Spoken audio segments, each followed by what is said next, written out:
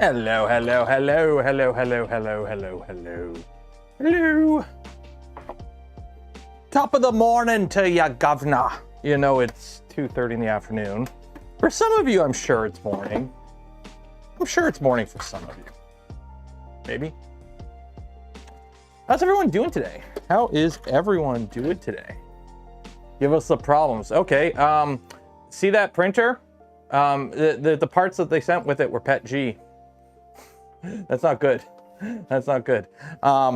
So while I was printing the PPS parts on the Pantheon for the Trident that we're rebuilding, I also printed extruder parts for when this inevitably fails. And unfortunately, you can't really see it on this print. Maybe you can if I bring it up closer. This is art, by the way. I wanted a print that had a ton of retraction tests, so I did the Voronoi statue. I've been getting more and more stringing out of the extruder lately. As time goes on, it's getting stringier and stringier, and I'm just going to chalk it up to the PETG parts failing. They need to be replaced anyways before we enclose it, before I go and enclose the printer. So considering I want to push a video out this weekend about my initial impressions on the printer, I figure we'll just go ahead and swap it out now. Also, yes, rip Aussie. It's, you know what's really weird? When you grow up and you watch people on TV and whatnot, and you're like, well, that's what they look like. And then you don't watch them for a bit, and then you watch them. People get old, it sucks. Getting old sucks. Getting old sucks. And then watching the people that when you watched them, they were young, but now you're watching them and they're old, and then you're like, actually, I'm getting some gray in the beard. Ooh. Yeah. Time is an evil mistress. You know who's not an evil mistress? Polymaker. Every stream we give away a spool of filament from Polymaker. Enter for your chance to win. Link in the video description.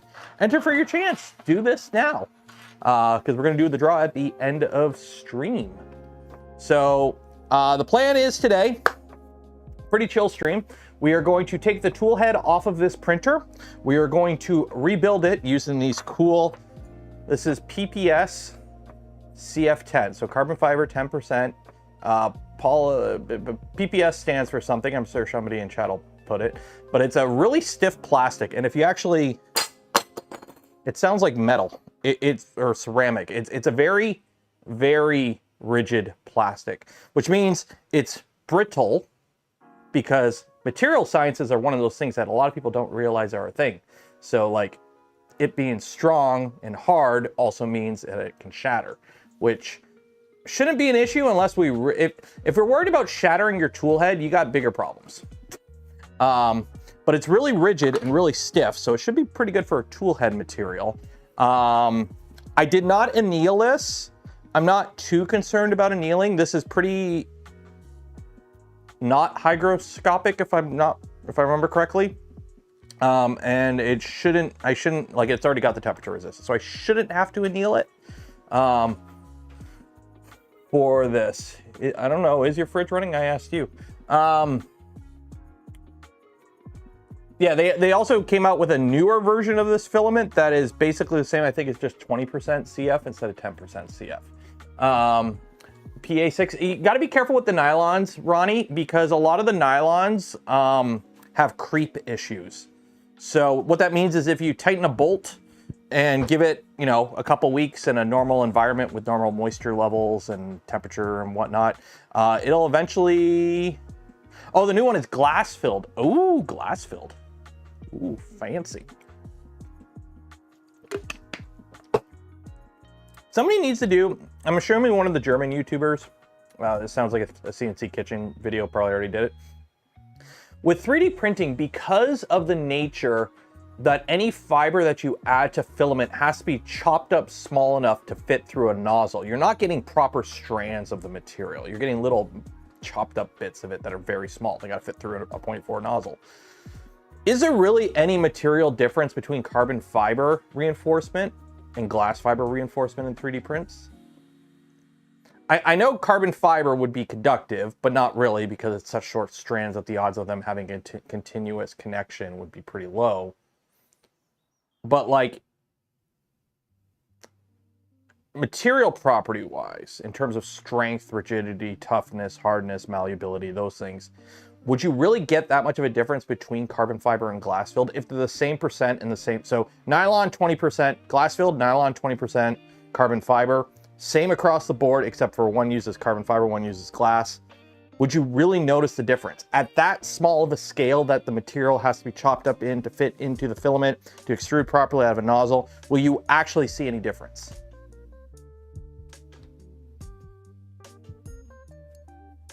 So I don't think so. Maybe. I don't know. Let's start ripping this printer apart.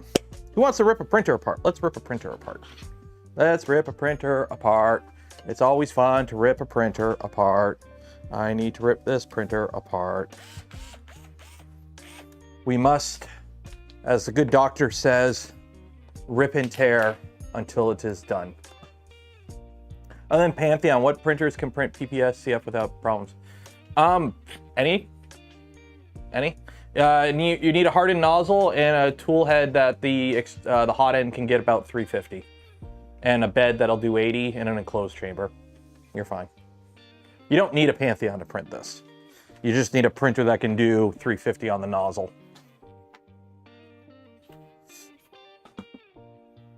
Okay, so also we are going to fix the belts. We're going to fix the belts. So we're going to take the tool head off.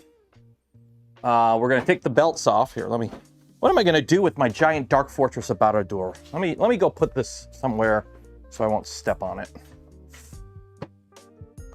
I mean, what kind of person can't walk around their studio without bumping into a over half-meter tall Dark Fortress Abattoir? They're just everywhere. People just leave them out and about. So hopefully this won't take long. The goal is basically just take the tool head off and just rebuild it with different printed parts and put it right back on and change the belts out or change the drag chains around so we're not, because I know if I put out a video and the drag chains are backwards, I'm going to get a million comments from people going, your drag chains are backwards. And I'm like, I know the drag chains are backwards. I know that. I know that. Okay, so actually I need to get a small Allen key. Do I have small Allen keys over here? Where is my small Allen key? 1 second. Small Allen key.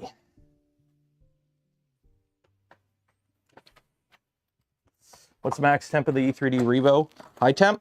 500. I've got my E3D Revo high temp up to 500. It will go to 500, however, be aware. You need to be careful because it's something to keep in mind. Your mount might not be supported. When we got our E3D Revo high temp or ultra high temp, whatever the hot one is, the one that goes to 500, I put it in a 3D printed mount. Literally just an afterburner tool head, a stock afterburner tool head with ABS printed parts. In the time it took that hot end to go from zero or from room temperature to 500 degrees Celsius and then telling it to go back to room temperature, I melted the ducts. So, yeah, if you're gonna go the high temp route, I personally highly advise not to be putting your, try to avoid a non-metallic tool head. Go with a metal tool head, please. Like, seriously. There's a spider. Unplug this guy. Unplug this guy. We are going to be removing the wires for the LEDs because I can't wire them up properly because I wired them the whole thing up backwards. So we're going to have to replace those, just so you're aware, unfortunately. Gotta cut zip ties and I don't want to accidentally cut something I don't want to cut.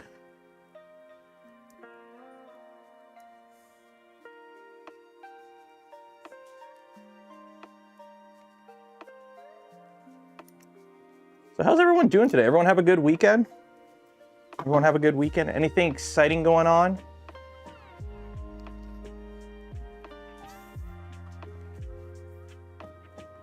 Anything new in the world of 3D printing that I may have missed? Other than VTuber drama? I swear, there is freaking VTubers. Is there any VTuber organizations that don't scam their talent? Like, holy hell. It is just a mess. It is just, every time something comes up with VTubers, it's like, drama! Oh, they're getting screwed over by their talent agency or something. Like, holy heck.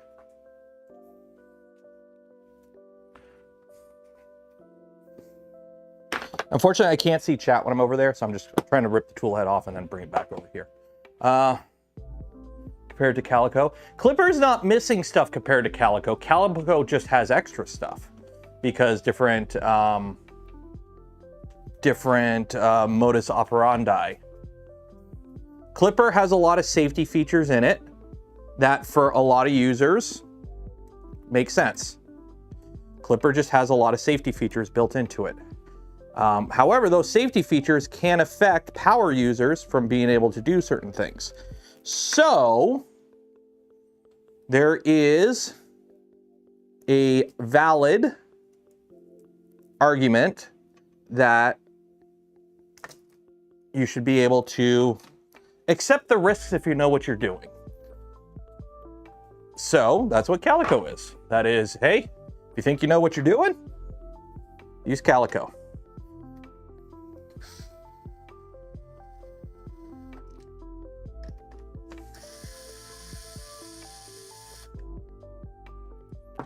Okay, so you come off here, then you out of here. There we go. There we go. Okay. We have disassembled our tool head. So now we get to see how many of these parts have failed. Also, we'll see how long the stream goes today, because I don't know what I did yesterday. I know I was saying I wanted to do a Twitch stream yesterday. That didn't happen because yesterday I cut my grass. So I cut the grass, I did some yard work, some weed whacking, some weeding and whatnot. And then I came inside and I got a shower. And then when after I got out of the shower, I dried myself off with a towel and somehow I kinked my neck and I literally can't look down. I don't know what I did, but like I pinched a nerve like right here. And like I couldn't get out of bed this morning. I had to roll over and push myself up off the bed because I couldn't like lean forward to get out of the bed. So obviously, like if you're wondering why I wasn't gonna sit there trying to build a Gundam with a neck that I couldn't bend yesterday. So hopefully we'll do the Gundam stream tomorrow. We'll finish up that the build or yeah, tomorrow or Thursday, depends however long the Costco trip tomorrow takes. But yeah, so that was my day yesterday, was just sitting there going, ow, I can't move. Getting old sucks. Oh, and if you're wondering what the stuff going on with the VTubers, VShojo, which is like one of the bigger agencies. I only know of Hololive and VShojo. But it turns out like, yeah, they holding creators fees and funds, and then like Iron Mouse that raised like $500,000 for charity through her stream. That was supposed to be like, because VShojo handles like the management of the money and all that. They were supposed to donate that to a medical organization, and they didn't. So it's like, oh, the drama. Oh, drama.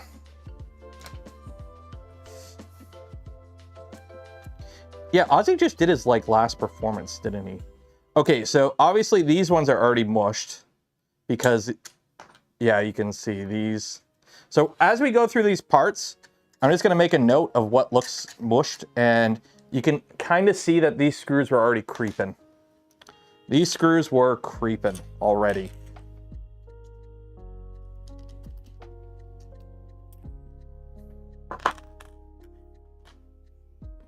So the plan is try and get everything out of here without breaking it and just transport it into the new one. So obviously I don't have red PPS glass filled. So this is polymaker ASA. So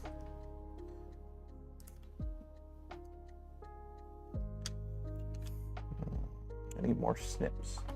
Snips, snips, snips. Tool head. I'm not doing Reaper. I'm sticking with Stealth Burner for a couple reasons. Yeah. I know some people are like, oh, you should go with this tool head or this tool. It's like, no. Okay, high flow is middle. Remember, HF, hot end fan, middle. But yeah, we're not going with Reaper. We're sticking with Stealth Burner for several reasons. Potential compatibility with something that I may be putting on in the future as well. So I kind of want to keep that there. Plus, I like the look of the Stealth Burner tool head. Deal with it. I like the look of the Stealth Burner tool head. It's my machine.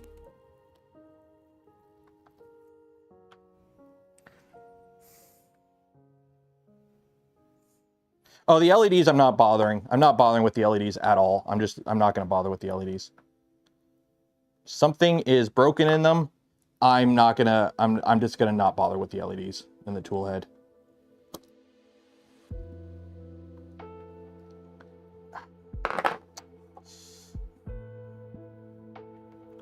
Trying to get these. All right. Stupid.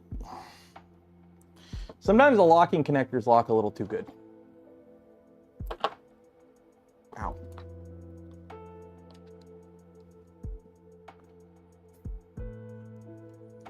Tweezers? Do I have tweezers anywhere? I should.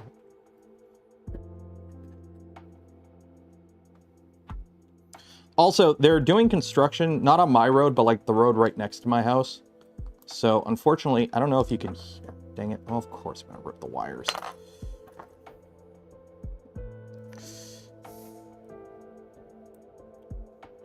You know what?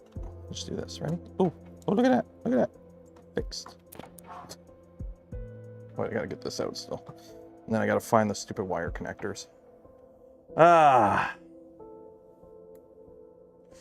Jake England, £5. Cheers and appreciated. Just finished making some printed DML bookshelf speakers and they work like a dream against a lot. 680 grams of ABS. So anyways, I mean, $20 a material. That's, look how much it costs for those people that make like speakers out of like wood.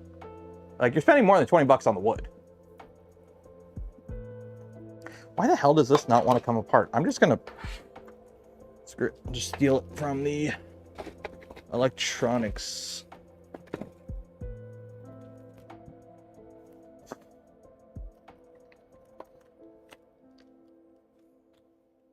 When in doubt, steal it. Yeah, I'm just gonna put just a big overhead mount and call it a day, honestly. Like, not gonna get fancy with lighting in this. The camera anyways is an overhead camera. So you're not gonna, having the nozzle light up ain't gonna do much anyways. Let's be honest. It's not really a big thing.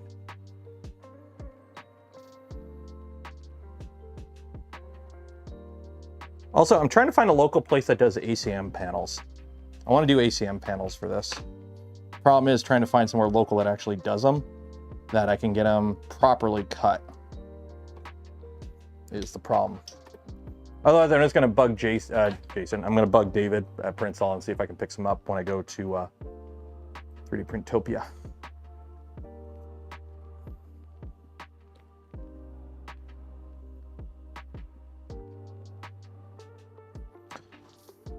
Also, I put a video out on the channel today. I know I don't normally do videos during the week, but it's been a while since I've done videos and I'm trying to get back into it with trying to plan. I'm going to do more shorts, I think, just quick little shorts. They seem to be, the last few I put out had pretty good response, so I might do some of them too. Shroud melted? No, the extruder was just getting more and more inconsistent. I've had a few prints fail right at the very end where the extruder just kind of gave up. And I don't know exactly what's going on that's causing it to just give up extruding. But part of it could be that the plastic is getting weak and mushing and we're not getting the grip that you want.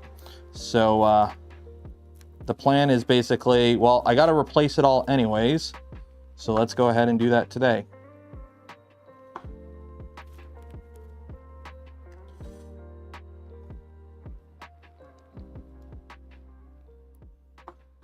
There we go. Okay. So that's fixed. Okay. So now I got to take this guy out.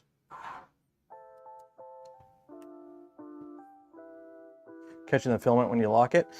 They were, but like literally the last 2 prints I did on the big guy, once it got up to the last like 5%, the extruder just stopped extruding. So I'm gonna open it up, take a look, see what we have going on there, and we'll go from there.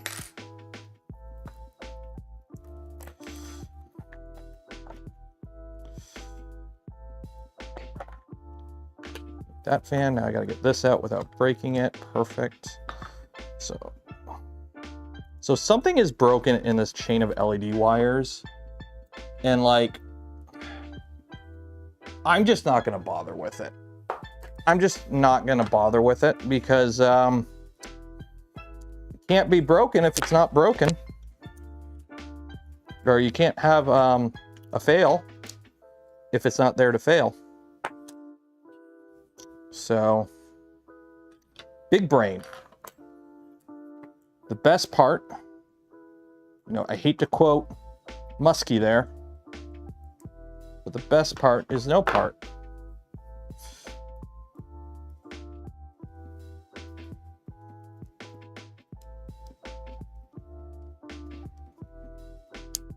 Just like it can't be stuck if it's liquid. Oh, believe me, we are going to put LEDs in here, but we're not going to put them down here where they don't matter. LEDs will be going in here, but they're going to be in the top, basically. Okay, that spins, that spins.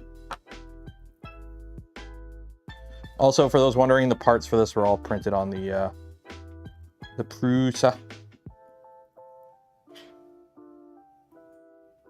But I like seeing the nozzle print.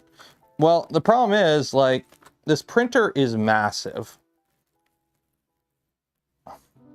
So a nozzle cam, like, would be cool, but it makes no sense to have a nozzle cam on here. You can't monitor anything with a nozzle cam.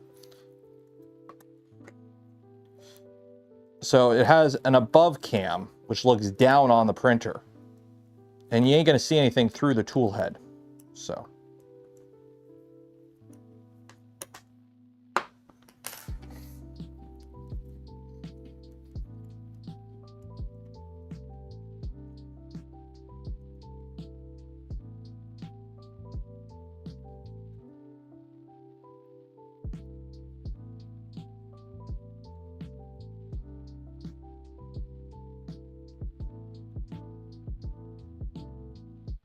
There we go. So that is our new front face. So this is our extruder, and as you can see, I didn't tighten the nozzle, so we have a little bit of melty I gotta fix. I kind of forgot to tighten the nozzle, to heat tighten the nozzle, so it got a little mushy.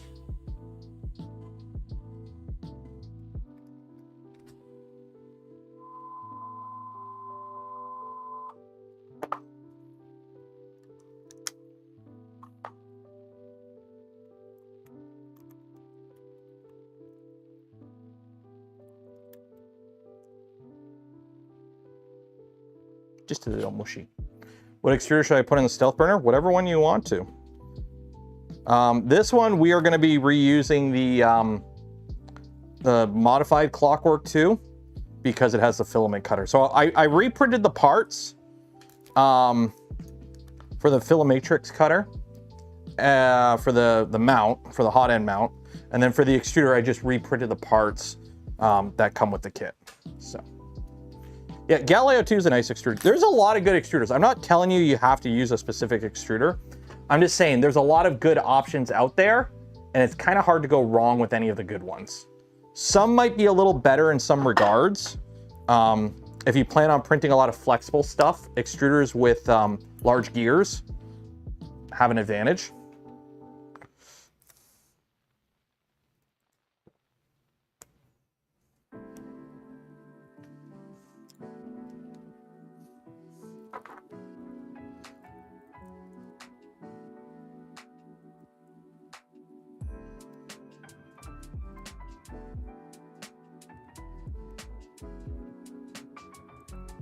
So if you're, you plan on printing a lot of flexible, something like a Galileo 2 might be better because Galileo 2 uses the bigger gears.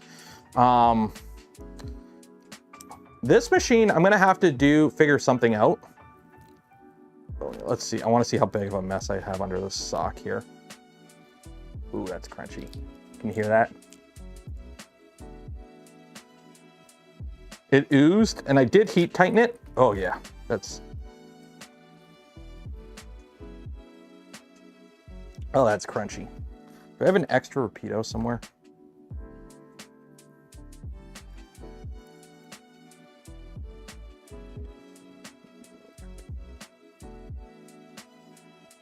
That's why you hot tighten your nozzles, kiddies.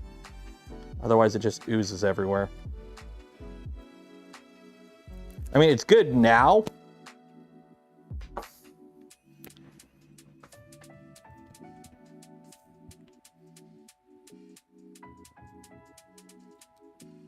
Could have sworn I had an extra Rapido somewhere, ultra high flow. I mean, actually, I think I do. Does this have one? That one has one. No, that's a regular one. That's not an ultra high flow. Sock would be different.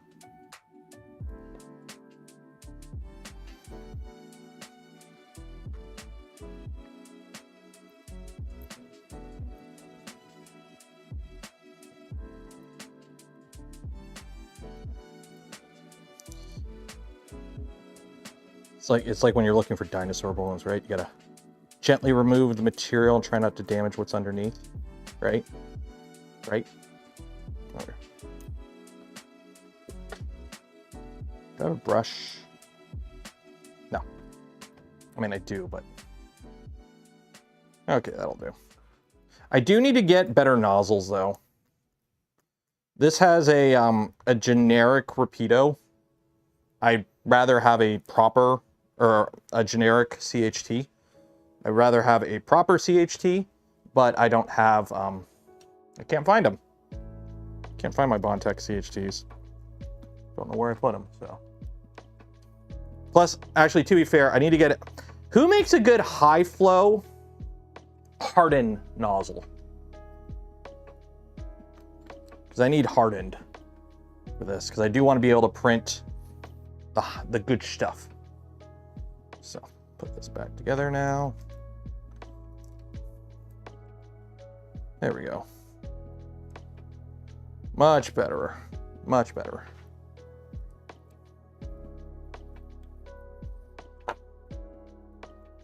Okay, so if I remember correctly, I gotta put a heat set in here, I think.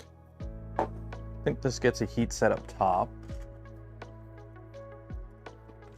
So I have to put some heat sets in here because this uses heat sets to because there's a filament cutter here. Yeah, so I gotta put a heat set in that. Thomas gifted 100 R's. Is that Argentinian? ARS? What's ARS? Is it possible to build an original Voron V2, the V2 with the crossbar on the front? Yeah, nothing's stopping you.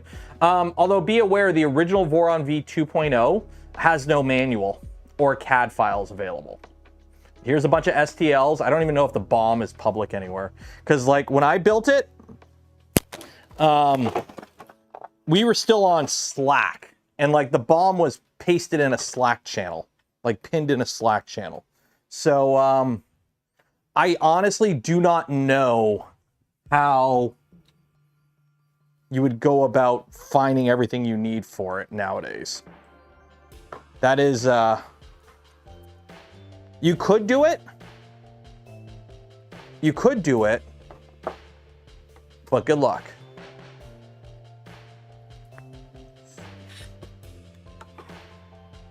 Like, not saying you can't do it.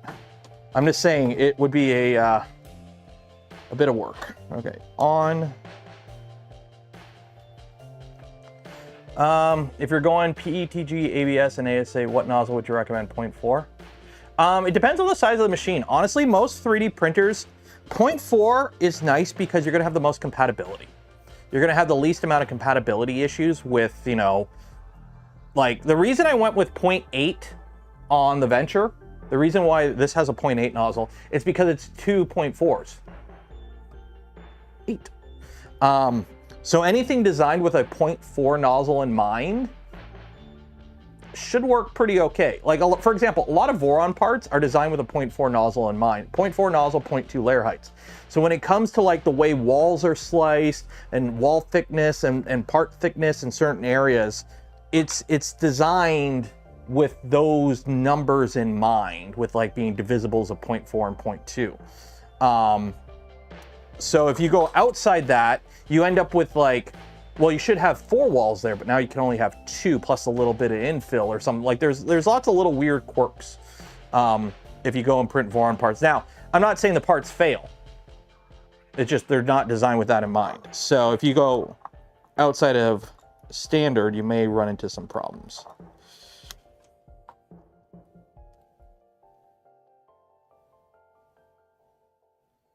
It's the old adage, "Thar be dragons."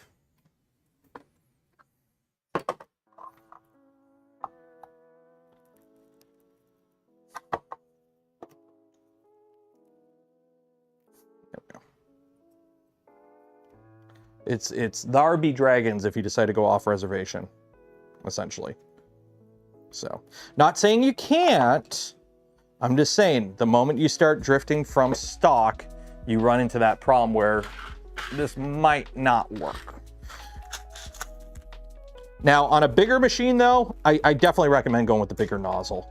Or if you're printing stuff where like detail doesn't matter as much. Like I was having a talk last night with somebody on Twitter.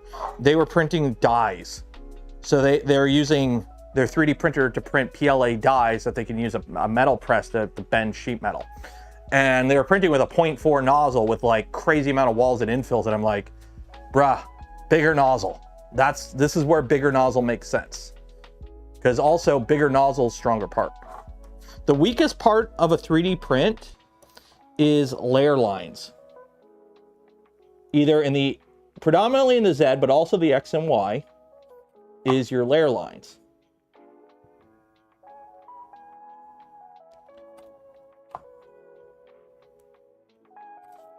Okay, I gotta bump the temperature up on this. Let's go 260. 240 is a little too low. It's a little not hot enough.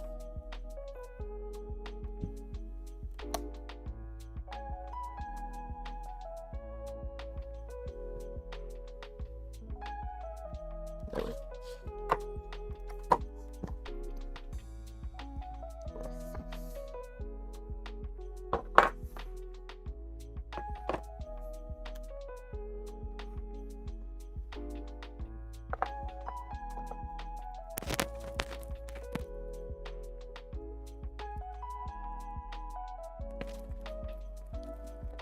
Okay, so we gotta take off that much. Does anyone use taller layers for 0.6 stuck with 0.2? I use, why not try Bondtech CHC bimetallic? Oh, that's right, they do have a, it's funny, I should have just asked for some while I was there in Sweden. But no, I don't think I took anything home from that trip. Although at the time I was thinking I was gonna put index on this printer, so.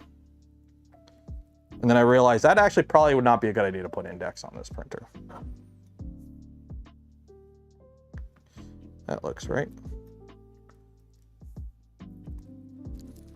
There we go.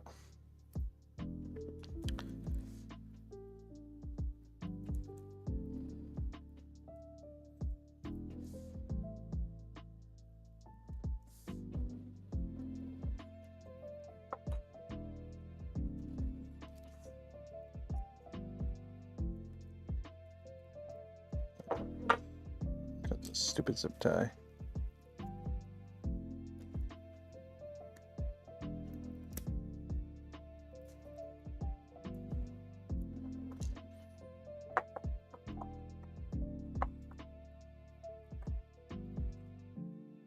I may have to rotate this, I think.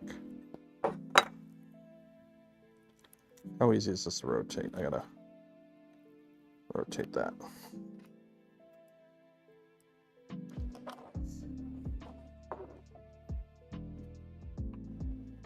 You cleared off your desk enough to build a Gundam? Heck yeah. Okay.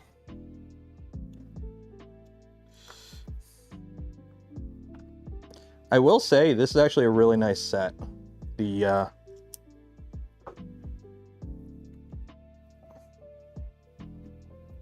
nope, not that size. 1.5 mil?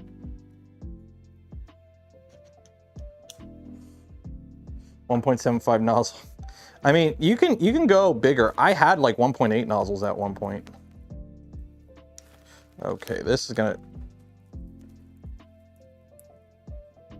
Oh god, that's annoying.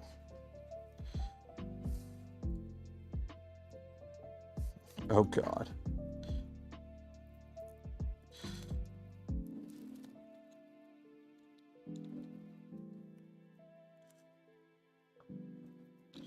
Let's undo tiny screws.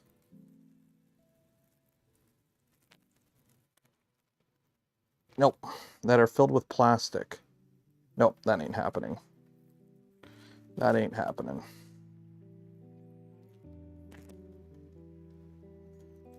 That ain't happening, unfortunately.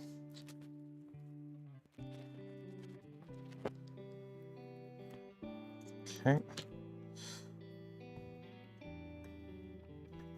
Just trying to figure out how I can line this up.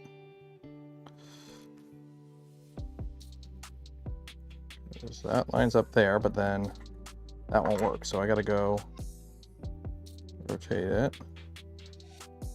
About there, okay.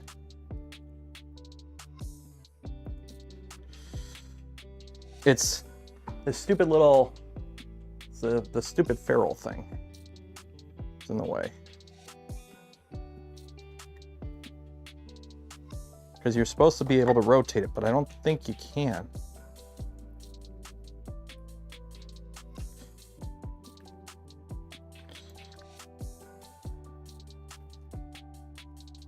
Okay, let's try this screwdriver. Maybe this screwdriver will work better.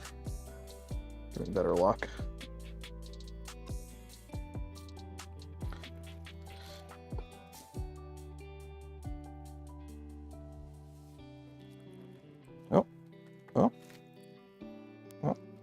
Go.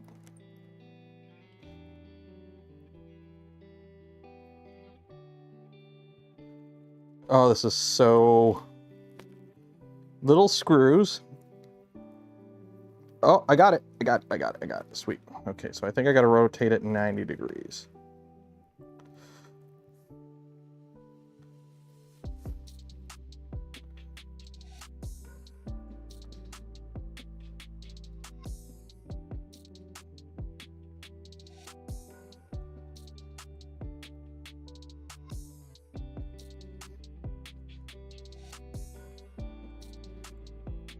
There we go. Yeah, little screws are a pain. Yeah, as you said, a pain in the lower quadrant.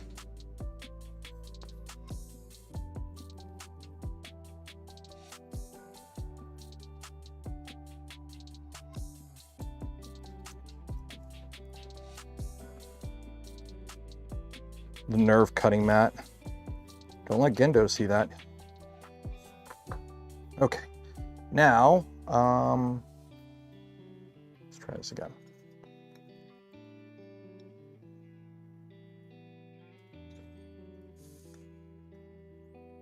That don't work.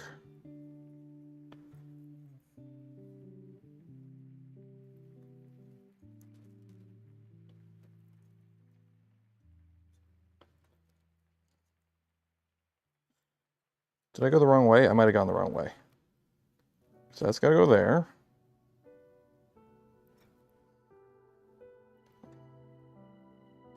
Yeah, that ain't gonna work. So now I need to do that. Okay, let's try one more. Try one more. Ah, this is so much fun.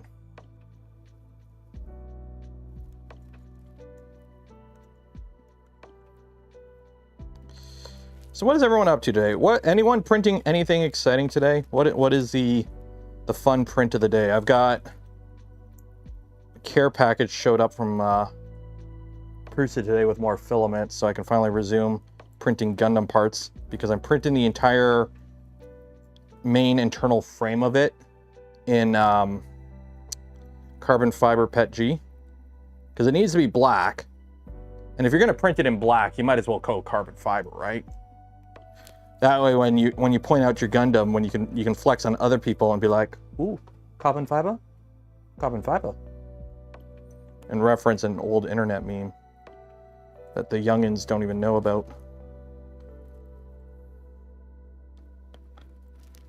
Okay, let's see. Will this one work? There we go. That makes a bit more sense. Okay, there we go.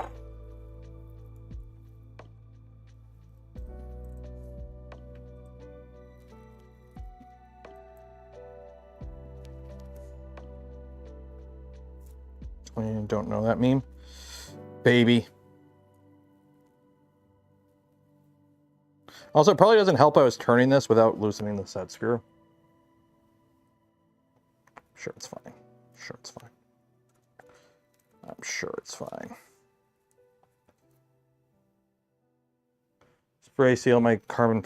Honestly, I'm not that concerned at all about the carbon fiber. Like, let's be honest, there's already enough plastics in it, so already, especially somebody like me who works around plastics. What's a little carbon fiber on top of the plastics, right? Like, heck. When I was in the Canadian Forces, the bag that they gave us to put the spare machine gun barrel in was lined with asbestos. And it wasn't sealed. You get asbestos fibers on everything. That's how you knew it was good. That's how you knew it was a proper... it was good.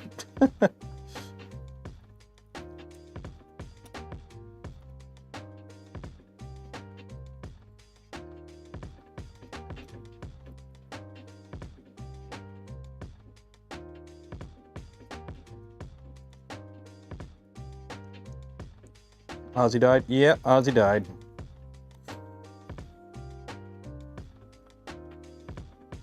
And tool buying, I've just been stressing the new PC. Nice. I might give that Signalis game a try. It's funny, yeah, YouTube or was it? I can't remember if it was a YouTube recommended video or the game was recommended to me and I looked it up, and then YouTube started recommending me videos on it. So I watched one of those, like, not breakdown, but like, you know, overview videos of it, and it seems pretty good, so maybe I will give it a try. I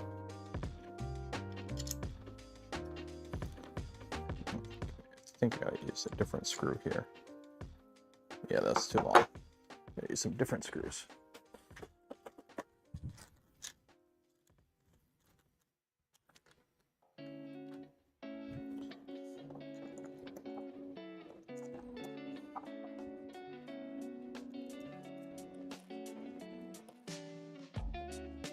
He went back to the underworld.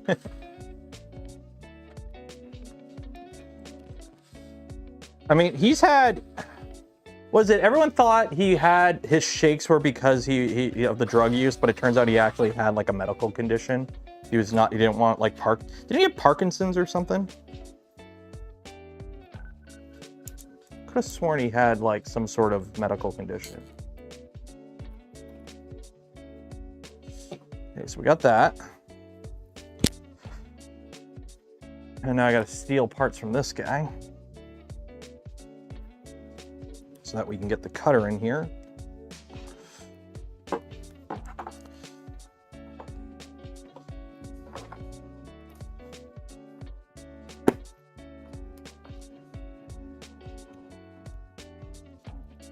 Oh, I gotta put a heat set in there, I think.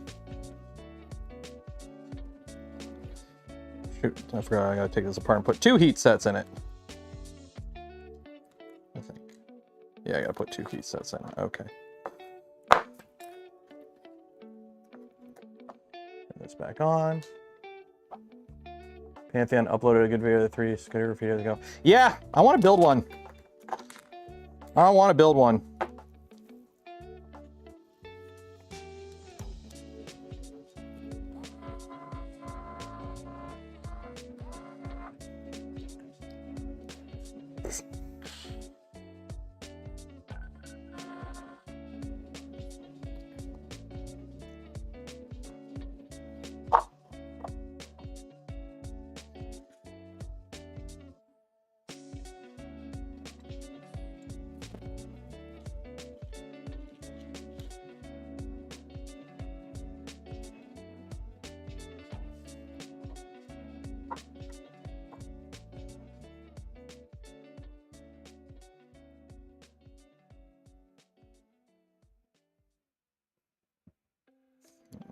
One.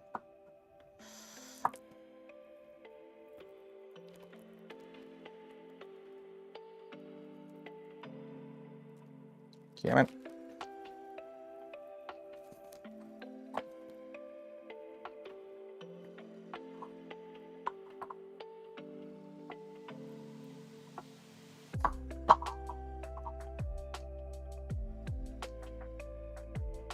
Yeah, these need a bit of heat.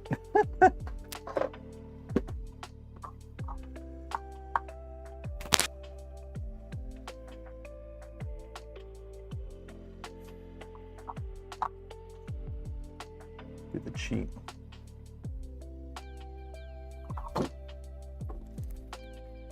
Tip to make sure your heat set inserts are nice and flush. Have like a 1, 2, 3 block nearby or something that can take the heat that's flat and just push it into it after you set them. Helps a lot with ensuring that you put them in correctly and that they are flush and all that jazz. Make sure our wires aren't pinched. There we go.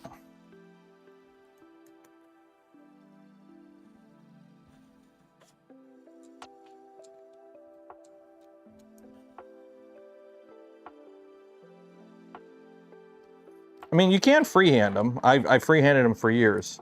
But now that I have a heat set press, might as well use it, right? Use it or lose it, as they say.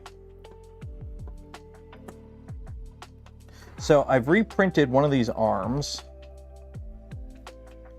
So we're gonna replace this PETG arm with a plastic one. And we're gonna see how quickly I can stab myself. I don't want to stab myself, but I'm an absolute klutz, so I probably will. So let's find out.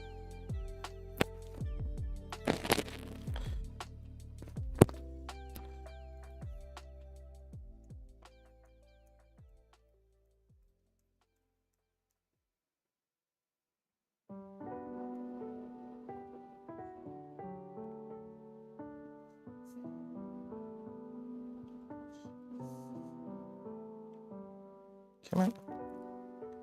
Also, I'm missing a part. Oh, here it is.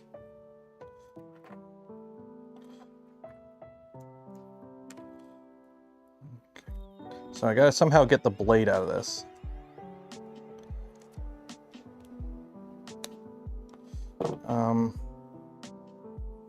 Because I gotta put the blade in this. I know.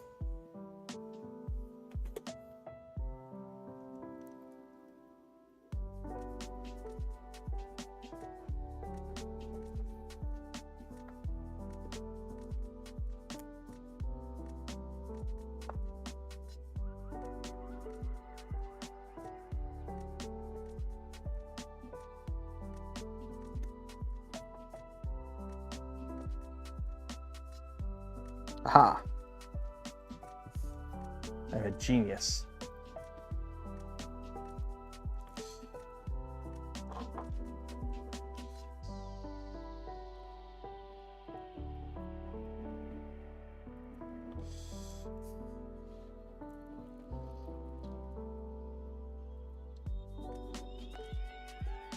go.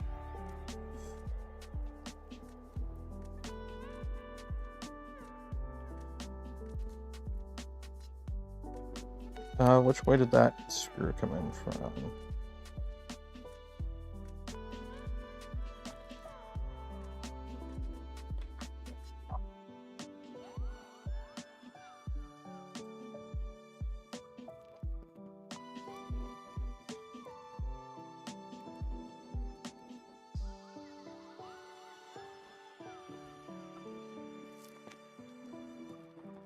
Oh, it's gonna be a nightmare. Maybe I should have not reprinted that part. Because the problem is now I have to put that screw through this itty bitty hole. Oh my god, this is tiny. Okay, what do I have for tiny drill bits?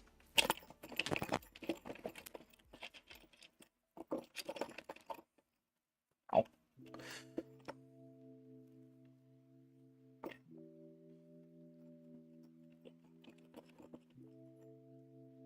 You're a tiny drill bit. I don't have anything to hold my tiny drill bit though.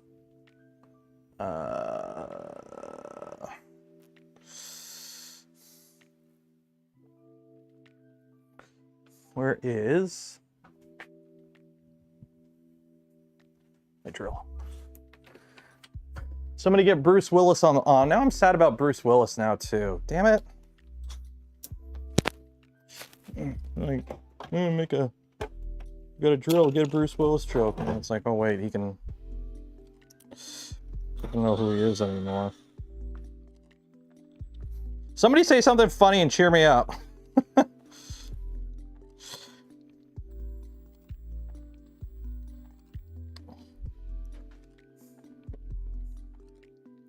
No, he's just not much left, I don't think.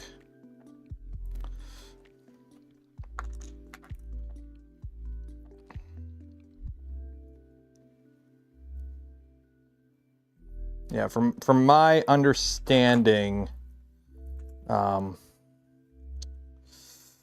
lose the spring? Oh, spring's right here. Don't lose the spring. Put the spring there. Yeah, from my understanding, there ain't much left, unfortunately.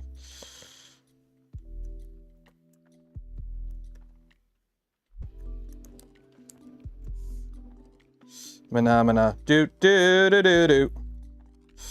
Mana do do do do.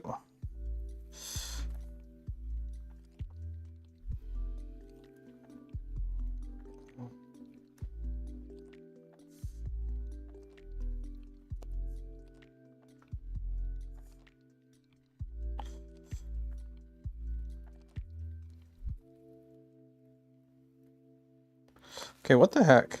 Is this supposed to move?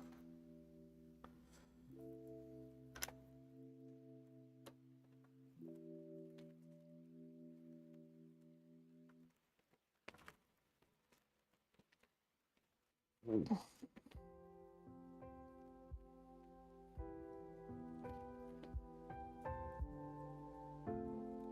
go.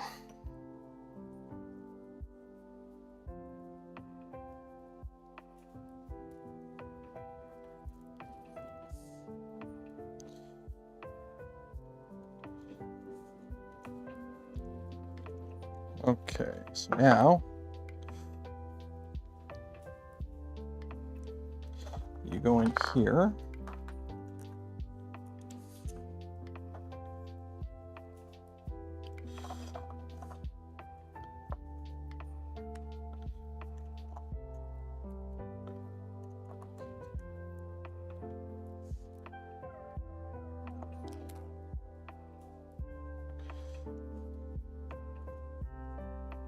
I forgot to put this stupid spring in. Also, I don't think this is working. No, this arm ain't gonna work. This arm ain't gonna work. That's catching on. You know what? We'll just not bother with the cutting arm for now. And then I can put it in later when we need it. For now, not gonna bother with it. Not gonna bother with it. It is being a little cantankerous. So we're not going to bother with the cutting arm.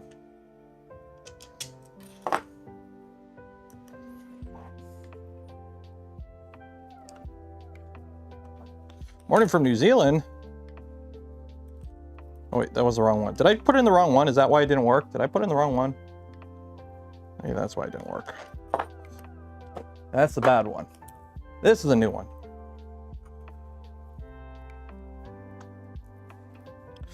Okay, spring.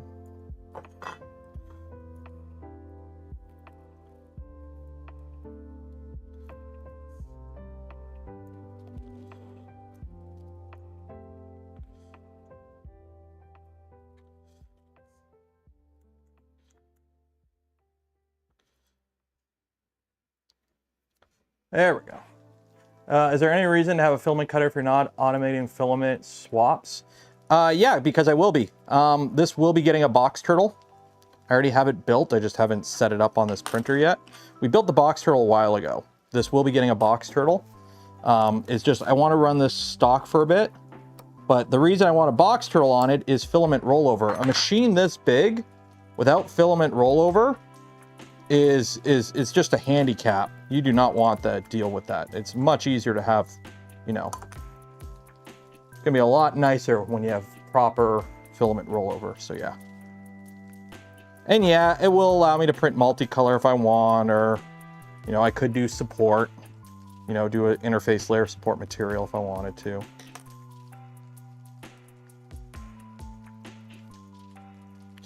Yeah, something's not right here. See, this should not be that close to that, and it is, and something ain't right.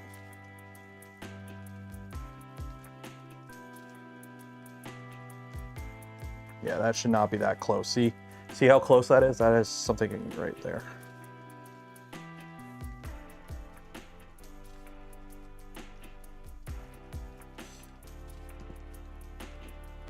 I think it's okay. Might be okay.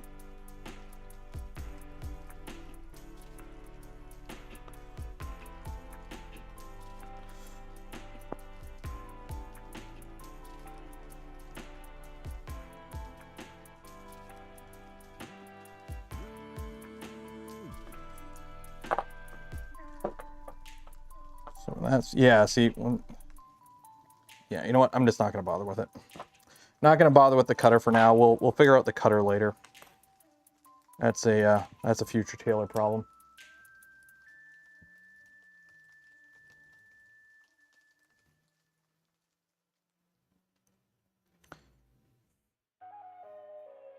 Because now we got to rebuild a stealth burner or clockwork, and that's going to take some time. So let's get that. That's more important. There we go. Put the screw in there so I don't lose it. What does the filament do with a little bit of filament? It purges it out. It just purges it out when you load the next filament.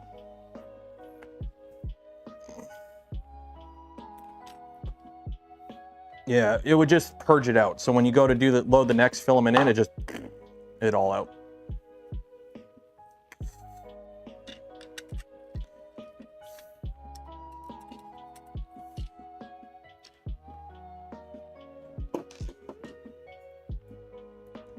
Okay.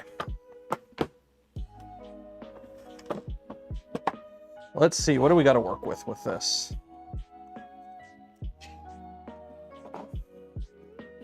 So we got printed part there, all the other printed parts. This we don't need anymore. Put that up. This fan shroud we keep. This fan shroud is ABS. So this is good to keep.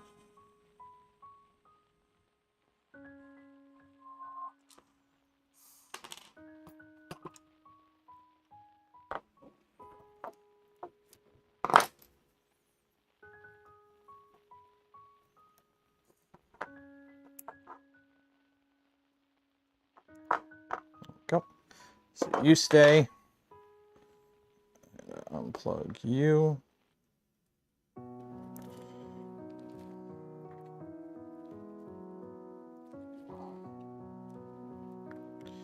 Take off this board here.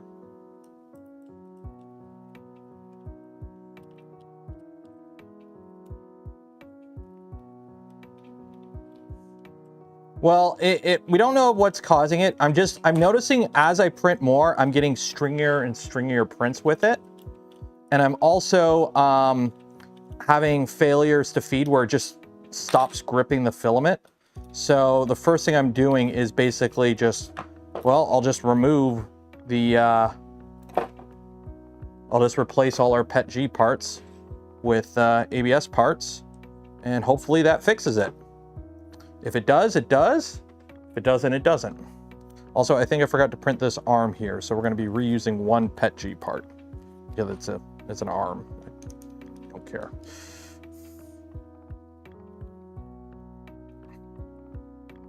I didn't waste a bunch of expensive material printing a bracket arm, so I'm sure we'll be okay. There's a big screw in it holding it straight anyway, so we're going to reuse you. You're going to be reused. Okay. So let's see, what do we got here? What do we have here? Let's start taking this all apart.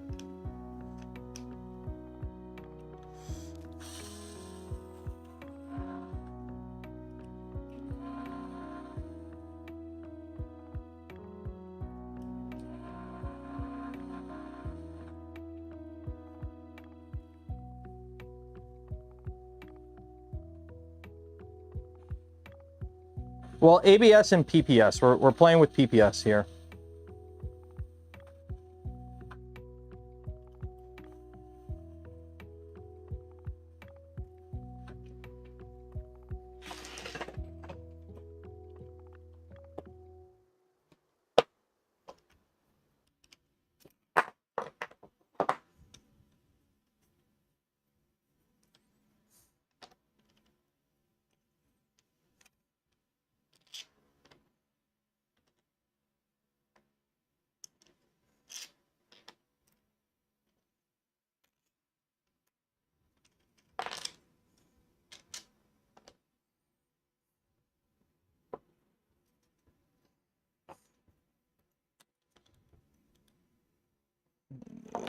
Literally.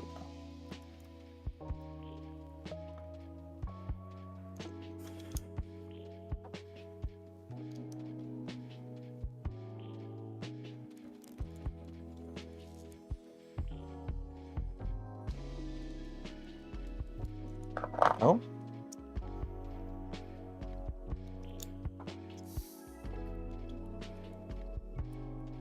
There we go.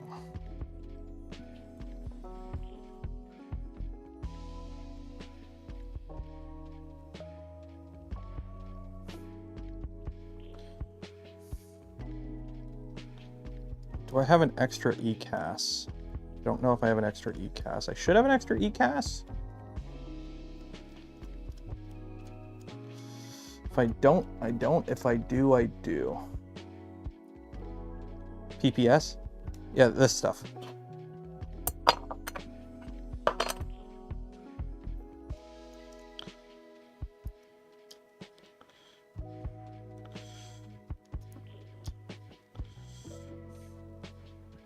Oh, this is gonna be fun. I gotta try and get this out without breaking it.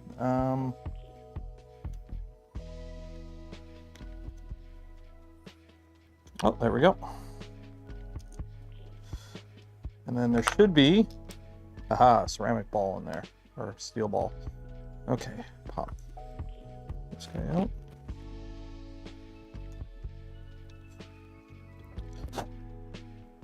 So none of this looks too warpy, actually. A little bit of wear around here, where the filament feeds through. Doesn't look too bad. To be honest, doesn't look too bad. Okay, what about this side?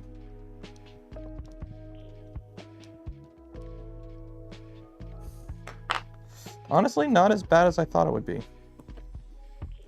Not as bad as I thought it would be. Although everything's a little sloppy. You can tell, oh yeah, hey. I don't know if you can see how sloppy that is. That has gotten sloppy.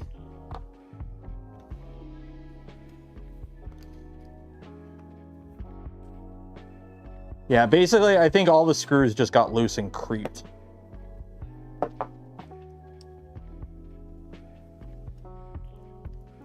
Yeah. Yeah, all the screws got loose and creaked. That's what happened. Yeah, you could see where, yeah, you could see deformation where all the screw heads basically. Yeah, so that's what was causing the problems, I think, was the fact that this was just loose. It was loose. The yeah, everything just got loose in it. So that'll do it. Okay. Heat set time.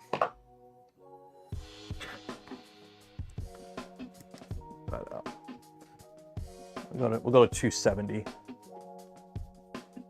So while that's heating up, I'm gonna get a delicious drink of my delicious gamer subs. Use code Canuck, buy some, link in video description. Go down, do some shopping. If you want some of this cool PPS filament, Polymaker has it in stock. They also have PPS GF20 in stock. If you do want to pick up some of that stuff to try out, link in the video description. No sale right now, but it is an affiliate link. Doesn't cost you anything extra. Go a long way in supporting the channel. Weeb juice, hey. I'm not ashamed. Womp womp. Although it's funny, I don't really watch any VTubers.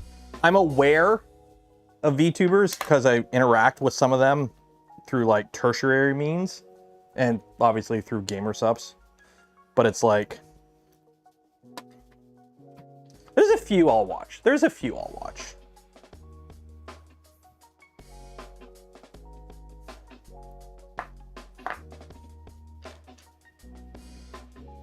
Okay, let's do the ABS one first while it's not crazy hot. Because I think there's only one I got to put in an ABS part. Hot.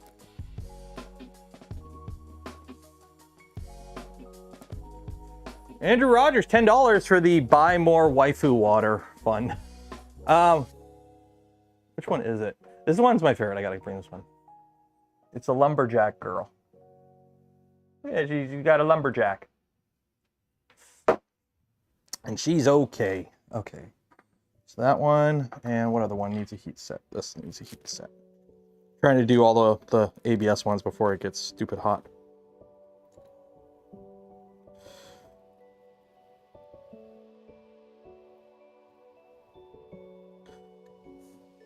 I went to the mall on the weekend and walked by the Sears, or correction, not the Sears, the Bay. And that shit's sad, man. That shit's sad. Like, for my fellow, you know, Canadian homies, that shit's sad. What has become of like the Bay and Sears and all that. That's sad. Okay. I don't know what the overhead camera looks like. Heat set inserts, you know how they go. Oh yeah, a bunch of these are really mushed in. Oh yeah, the heat sets were being pulled through.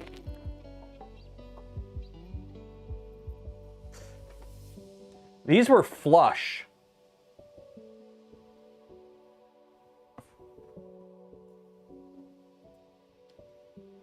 That's not good. That explains a lot. That explains a lot.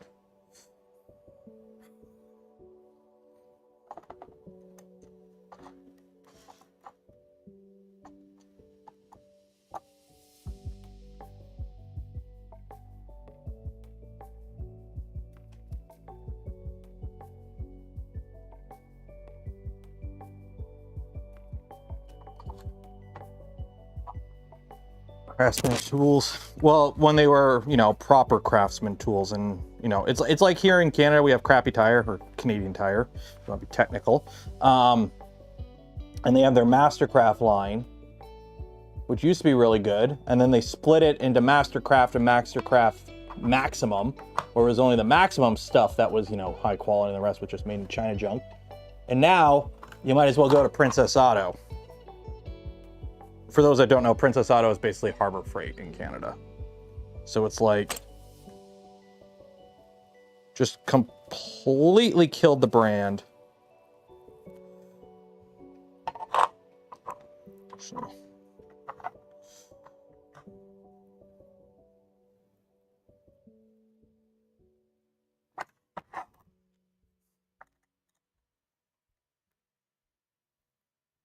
There we go.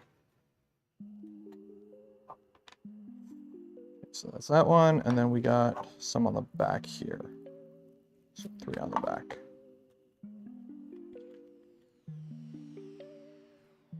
But yeah, the Hudson Bay, walking, like our mall used to have a bay and a Sears, and it's like they finally tore down the old Sears and like rebuilt the whole area. So now it's like, oh, it's kind of nice now. It's not too bad. And it's like, just as they finally clean up the hulk of the Sears, the bay closes. So now they have another anchor store they got to deal with, a big. And the big problem was the bay wasn't doing anything for that store, for that space over the last like 5 years. So the AC is broken, there's water damage, the basement flooded. So it's not even like they could just, you know, quickly turn it around. It's like the whole thing either needs to be gutted and rebuilt, or like a lot of money put into fixing it before another tenant will take it. So it's like company's been around since like 1674. Gets bought by, you know, an American foreign investment firm, driven into the ground in 5 years. Gotta love it.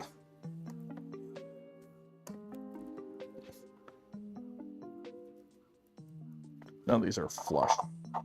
We must go deeper.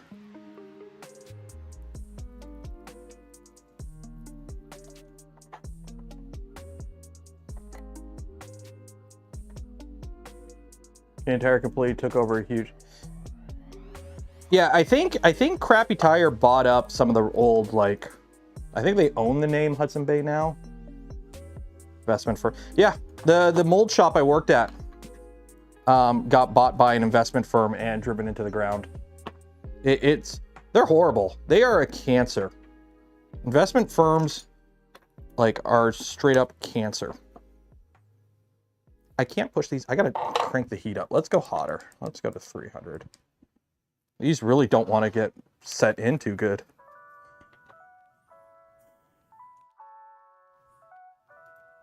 It's basically pump and dump. Get your money while you can. Short-term benefits, short-term benefits. Okay.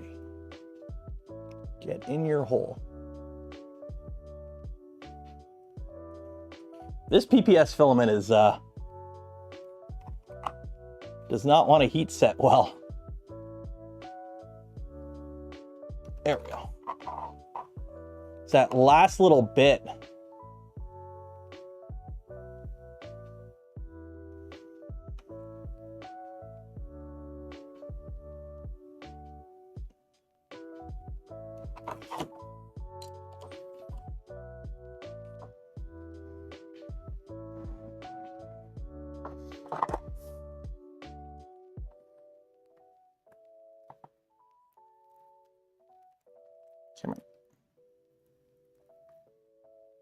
I am pushing. There we go. Okay.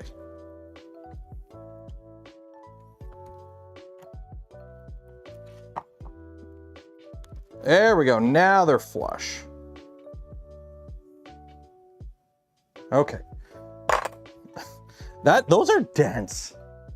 Those are dense. Now, to be fair, they're also printed with Pantheon settings, which is like 8 walls, 8 top, 8. It's basically, they're solid.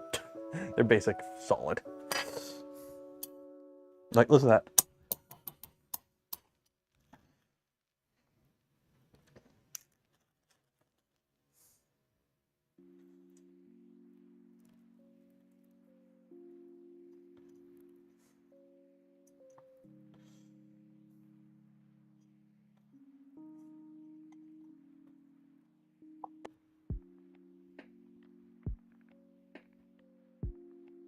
It's like, it starts going in pretty smooth, and then as soon as it has, like, I wonder if it's because this material, like, transfers heat pretty good, if it sucks the heat out of it quick.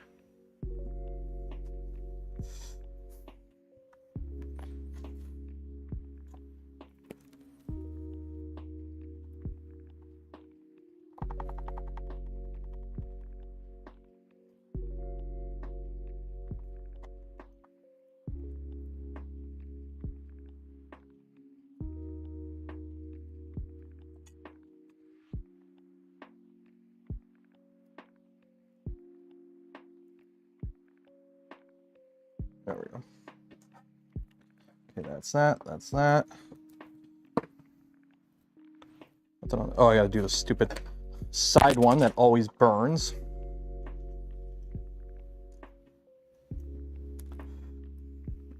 I remember doing that for Toys R Us. We still have Toys R Us in Canada. Toys R Us still exists in Canada, for those that don't know. It's still here.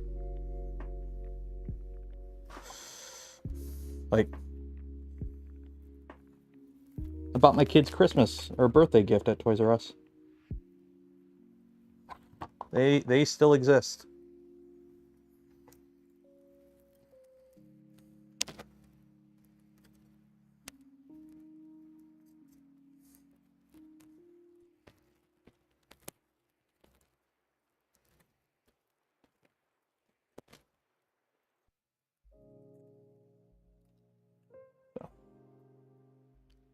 Okay, that's that. That's that.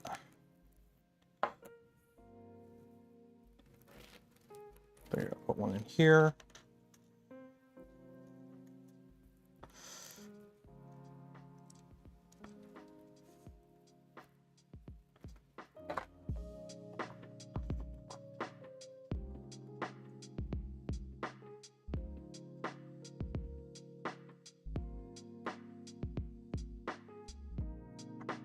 Okay, and one in the bottom here. The reason you have heat sets here in the filament path is that way when you have the cutter in there, it cuts. It doesn't cut like a PTFE tube or something. Also, I probably should have checked to see how good this material bridges. So I didn't do that. Hopefully filament goes through this good. Oh yeah, it goes through just fine. It goes through just fine.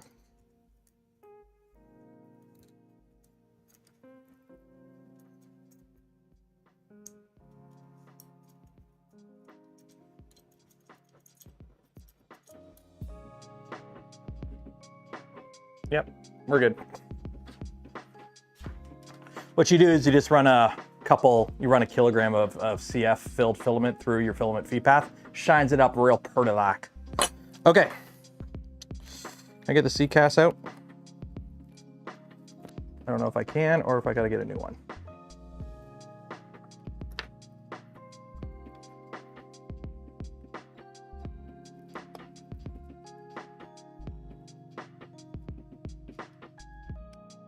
I might be able to salvage it.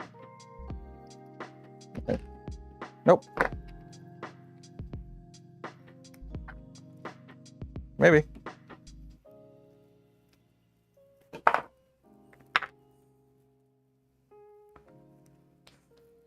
I did. Ooh, okay. I'll put this back in here.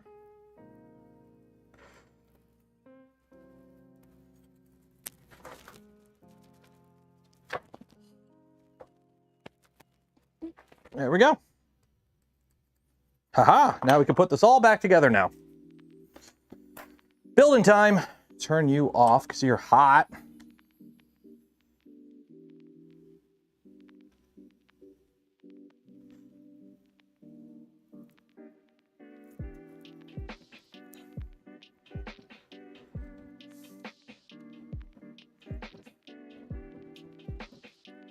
Okay. There's something else I think I'm forgetting. I don't know what.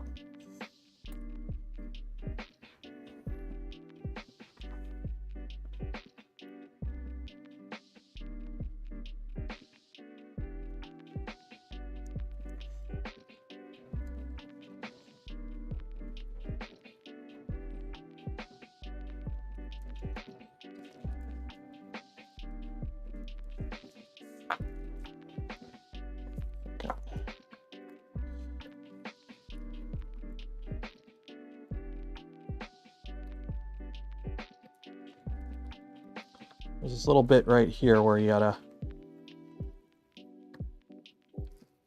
heat set gets a little too close. You gotta clean it up.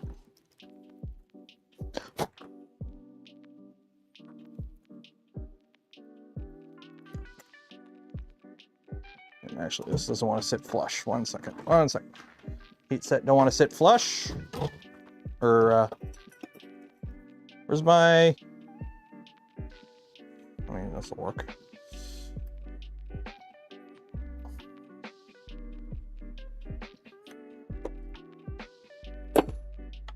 Yep. There we go. Okay. So, let's see if I can remember how this goes together. So you go in here. Okay. And you float a little bit, so that's good there. And this, you go in here, like so.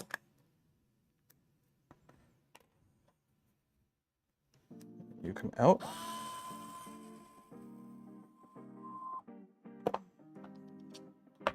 Remember, don't forget, we are doing the giveaway at the end of the stream today, so if you haven't entered for your chance to win some Polymaker filament, link in the video description, enter for your chance. Draw will be around 5 p.m.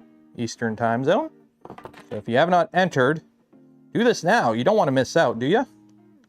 Oh yeah, the heat sets are definitely creeping on this, so. This was probably what was causing these failures, was the stupid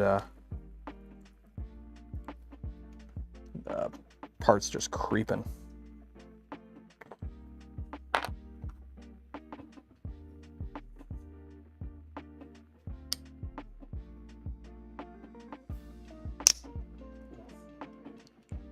Any reason why you didn't go the Filomatrix tool head? Because I'm keeping the components. I'm trying to review the kit, and it's the easiest way to do it is to try and keep everything as stock as possible. I'm trying to avoid changing too much. Plus, I like the extruder actually comes with some pretty nice gears. The Clockwork 2 that they use for this comes with pretty nice gears. So I'm just gonna keep as much stock as I can, only reprint what I have to. And then later on, you know, I'll probably end up replacing more. But for now, I kind of want to try and keep it as stock as possible for now, essentially.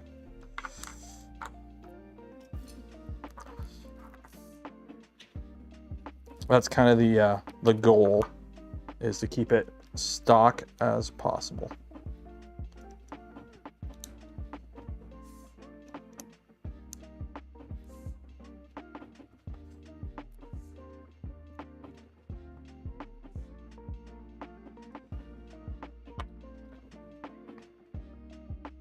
Which one of these was plastic?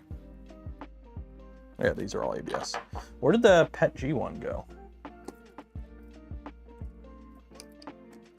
It's all PETG. Where did the PETG arm go? I'm trying to keep all the PETG parts separate so I don't accidentally mix them up. Pretty sure this is ABS.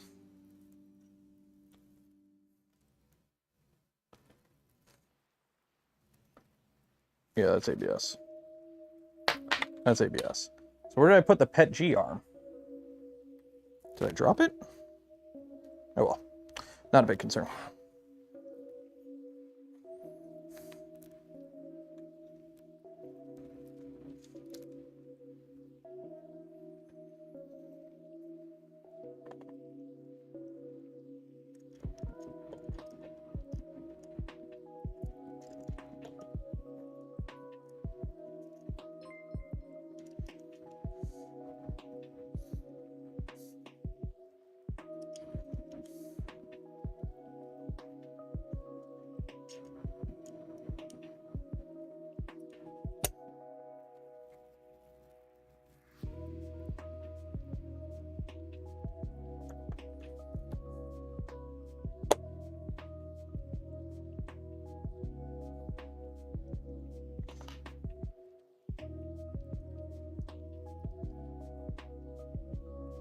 Okay, so you go here.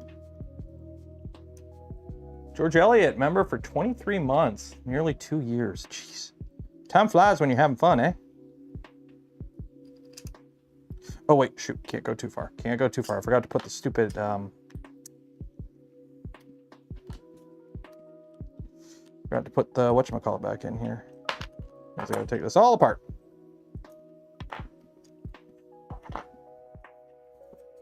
I'm gonna put my ball.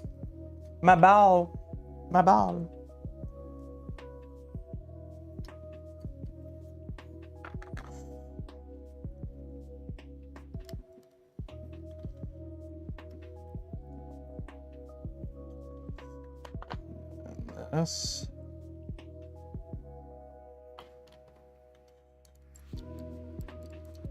There we go. You go down there.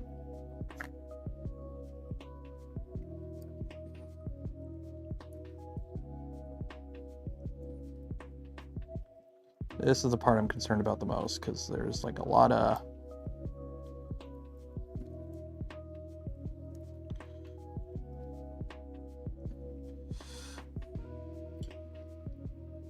the bridge is fine.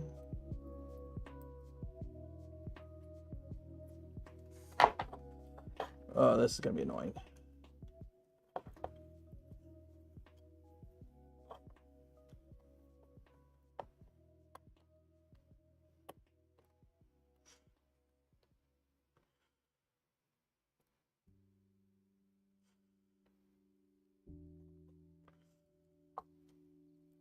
Come on, come on. Get in your hole. Get in your hole. I need something.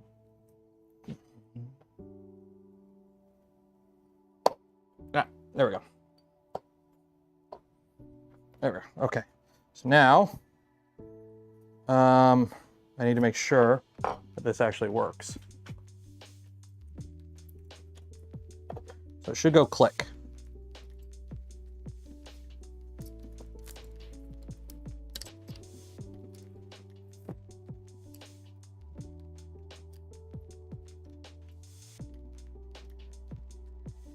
It doesn't go click. I don't hear a click.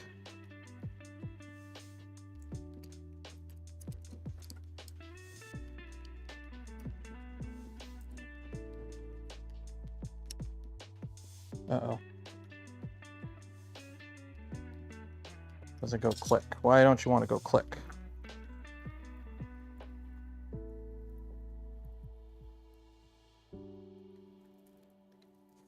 Why don't you want to go click? That ain't good. Put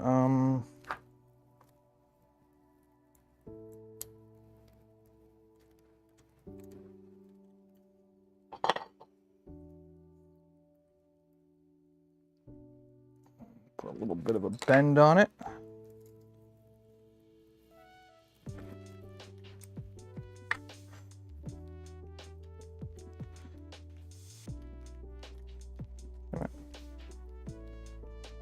It sucks, I'm getting a really bad back spasm right now. It's like, oh yeah, perfect timing for this. Perfect time for this. I love it.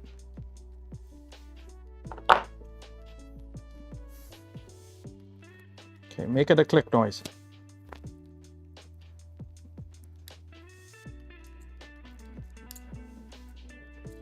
Oh, wait. I think I see what's going on.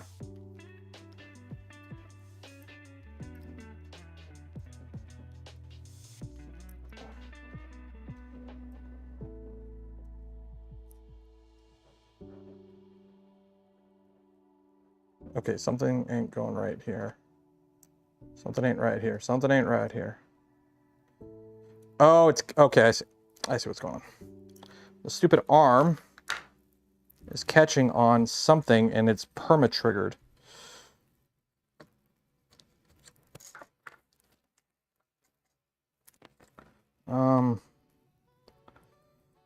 Can I trim off like a hair of that?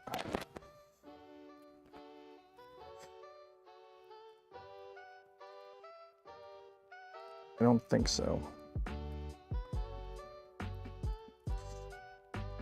It's amazing how hard these materials are.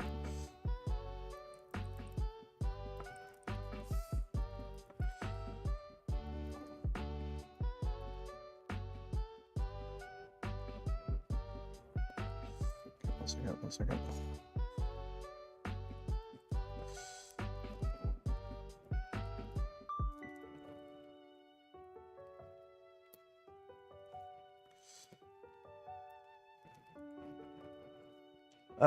Thomas gifted 10 community memberships. Cheers and appreciated. Thank you, Thomas.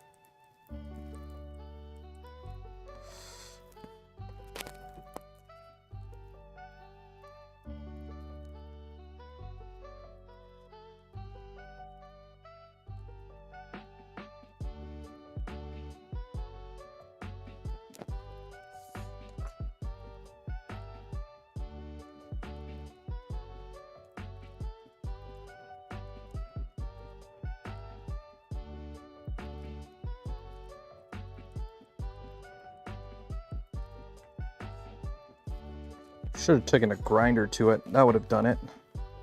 Or a file.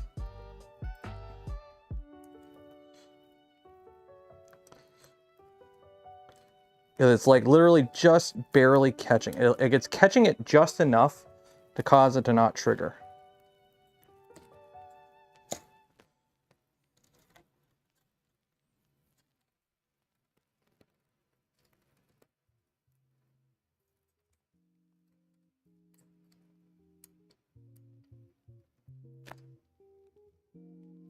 It's not triggering. What is going on here? What is going on here?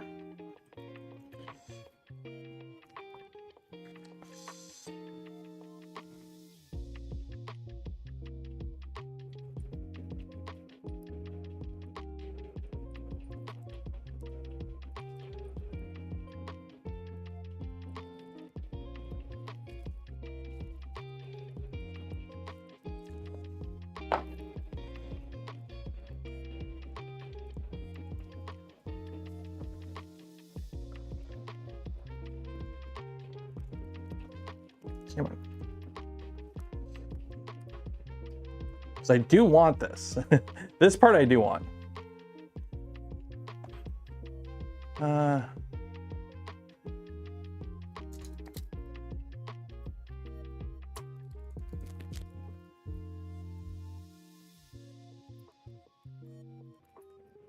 that ain't gonna work either. That ain't gonna work either. Making this whole thing worse than it is. I am bending the crap out of this trying to fine tune it, and I think I'm just making it worse.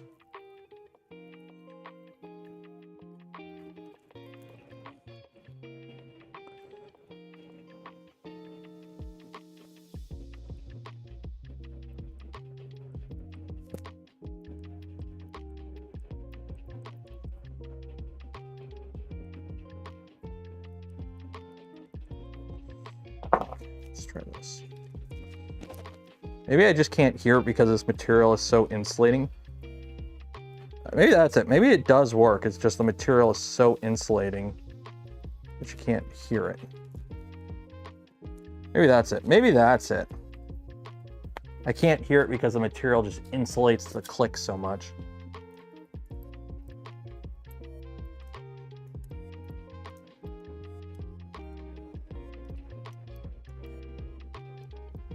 There we go. Now it's working. Okay. Woo. That was annoying.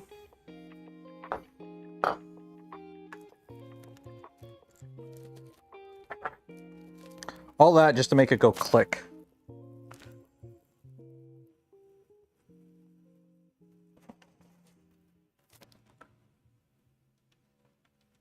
Yeah, I could use a multimeter, but you know, it also makes a click. I was just hoping for the click. And I can actually hear it now, so it's...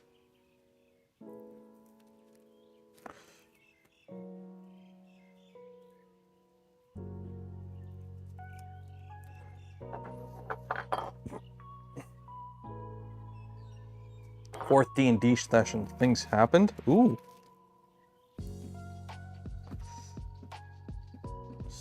D&D is one of those things I would love to get into. I just know I don't have the time or like a group of local friends. I know you could do it online, but at that point you might as well play like an MMO or something, right?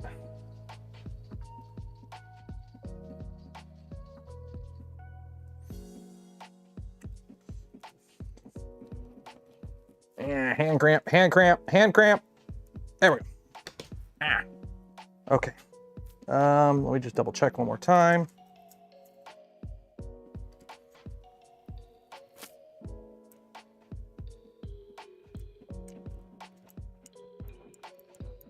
Yep, we're good. We are good. Okay. So you go there.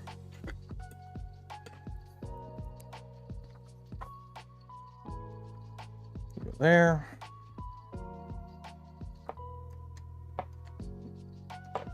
Go there.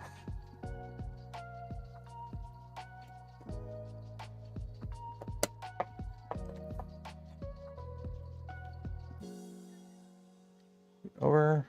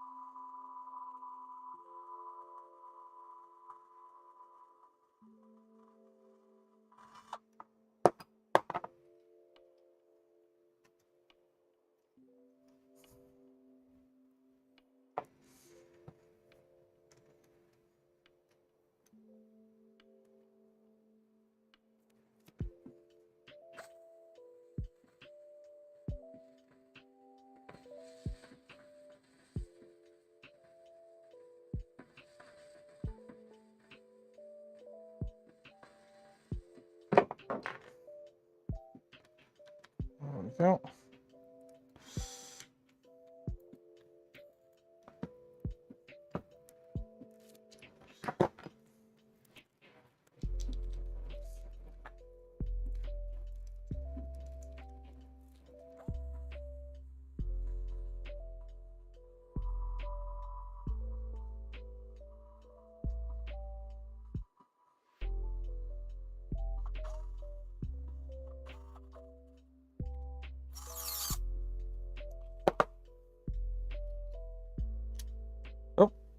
Oh, I missed this. This guy was supposed to go in there.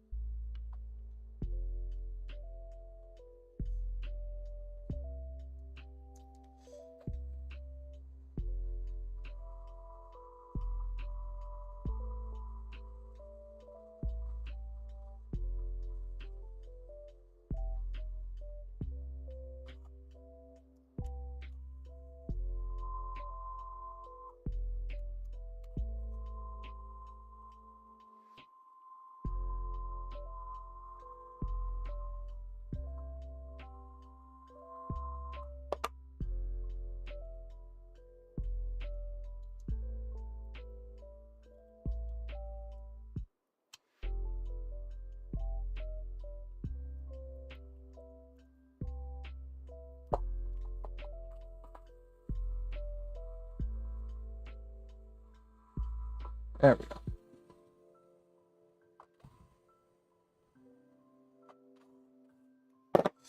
Okay, so that closes there. So open you up, you go in there, and ooh, I probably gotta loosen this a bit.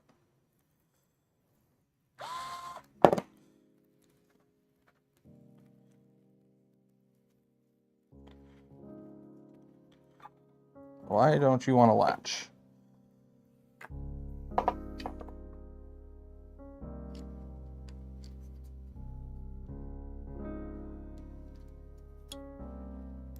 Ooh, why is, oh, that's not good.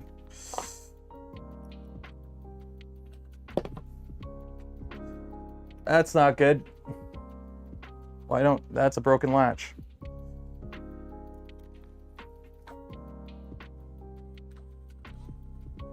Did I put this in backwards? Am I missing something?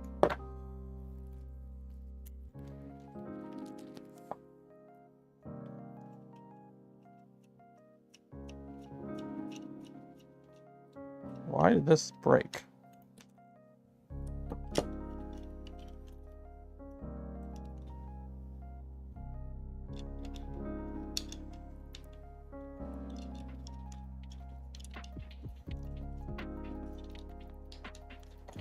Okay, that doesn't even want to come out now.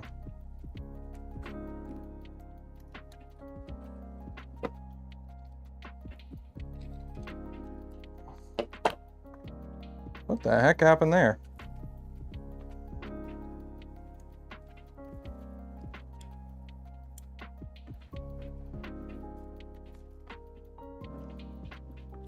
Okay, where is the original arm?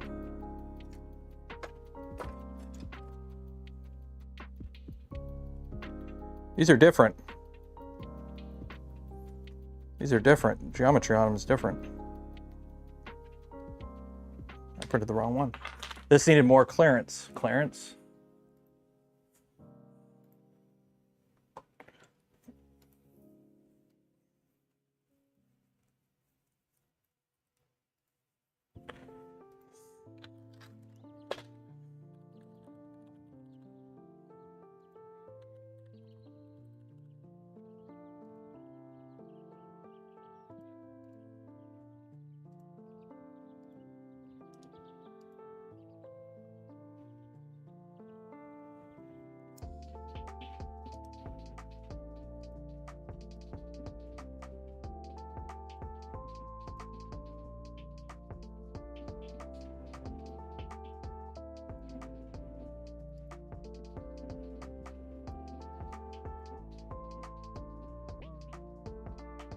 Yeah. It's a different part. I printed the wrong one. Oh well. Maybe that's why the cutter arm didn't work.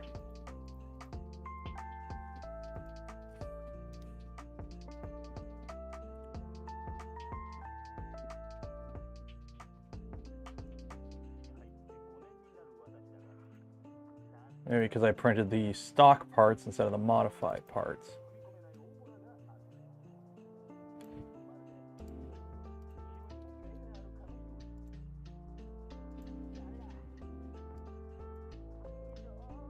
Okay, well, I'll get them. No biggie. No biggie. Send to connect.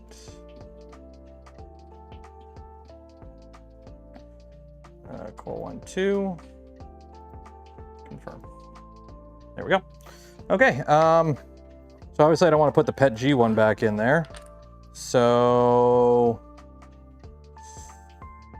unfortunately, I don't think we can really go too much further on this because I got to put that screw in, which requires the whole thing be hard. I forgot to put a heat set in there. Heat set in there.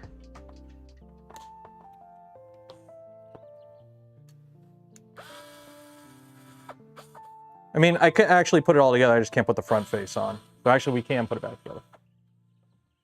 Put this motor back in.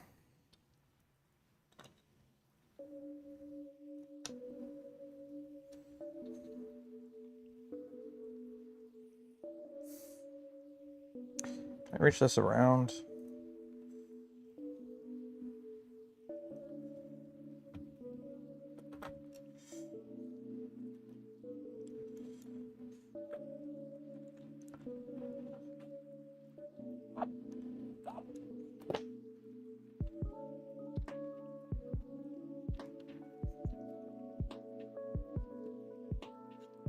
Go.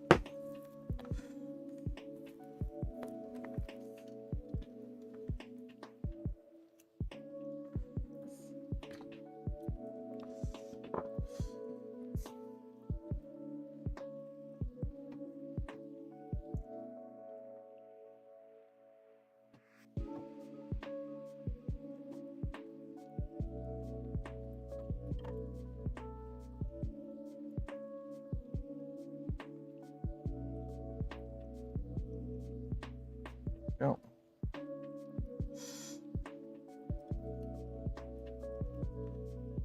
Make sure you're down, make sure you're engaged.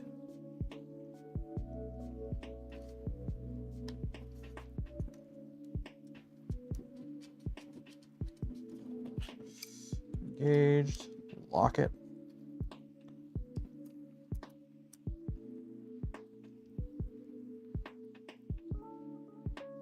There we go. That's that. Put one more heat set in here.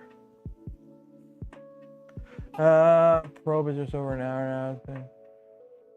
Stream over? What do you mean stream over? Stream's not over. We have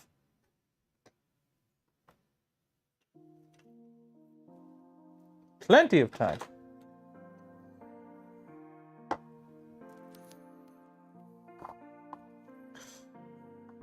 Who said stream was over?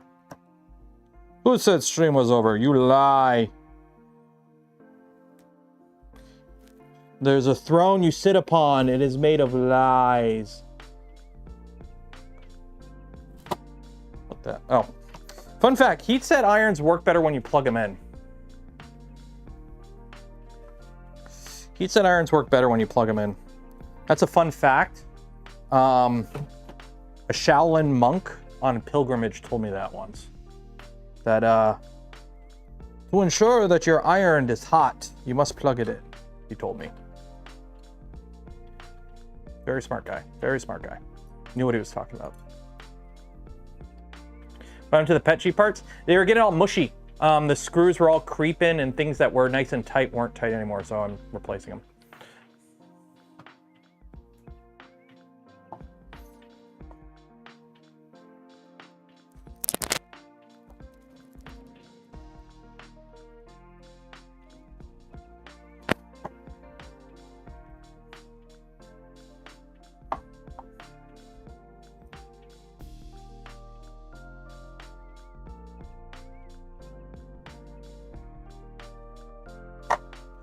Also, I put out that little video, that short, where I'm like, hey, so, you know, print failed, 2 hours in, wasted a bunch of filament. Big printers, big problems.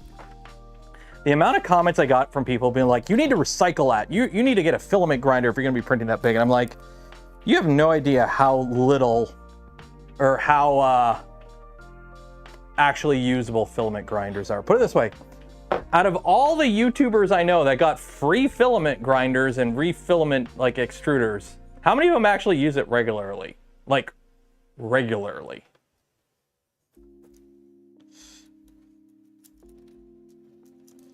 And they got them for free. So if the people who got them for free don't really use them that much, what does that tell you? Like, you really got to be printing a ton for them to be viable. I know. Put it this way, I did the math at one point when I was doing Voron printed forward. So when I was doing PIF, and I worked at a mold shop at the time, while I was at the mold shop, I had the ability to get as much free raw material as I wanted to. Resin was free. I just had to ask essentially, and I would get free raw material. So even with free raw material, I didn't print enough to be worth getting a filament extruder at home. Plastic's too cheap to exciting. Put it this way, okay, you recycle metal, you get money.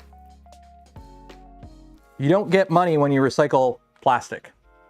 It's not worth recycling plastic. As much as it sucks to say, it's not worth recycling plastic a lot of the time.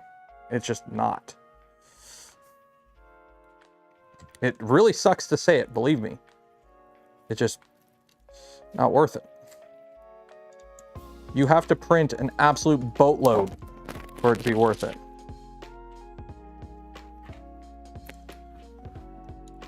And for most people, it's not worth it.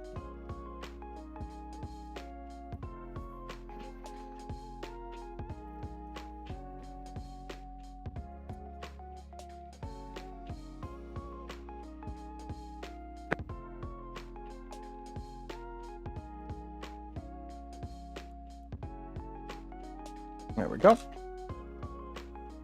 And I fixed the motor wire this time, so it actually comes in on a reasonable angle. So that's that. You plug into this guy, I believe.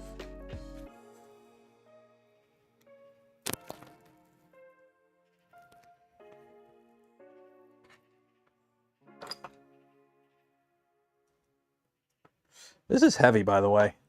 This is a dense little extruder package. I like it. I like it.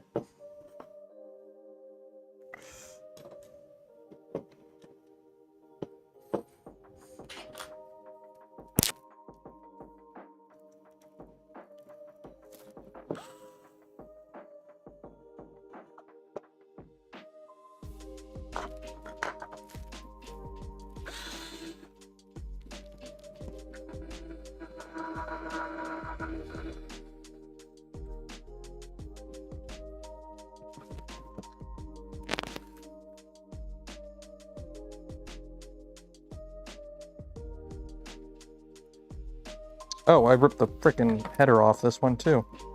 These stupid connectors love ripping the headers off.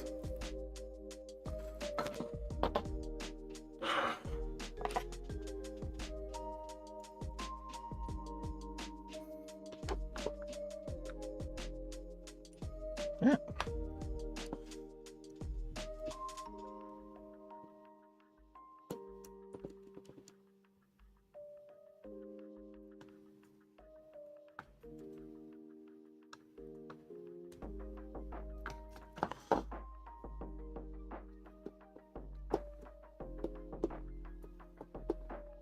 There we go. Jeez.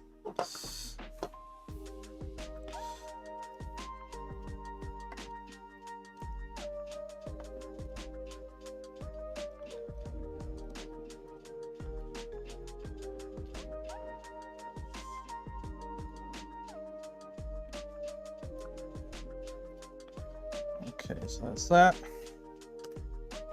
Oh, look at that. Look at that. It even says Canuck on it. Ooh. That's a mighty fine tool head, I must say, along with hot end, front face. I don't know where the screws went for the front face. What size are the screws for the front face? These them? Sure. One more of these. How did I lose screws? How do you lose screws this quick?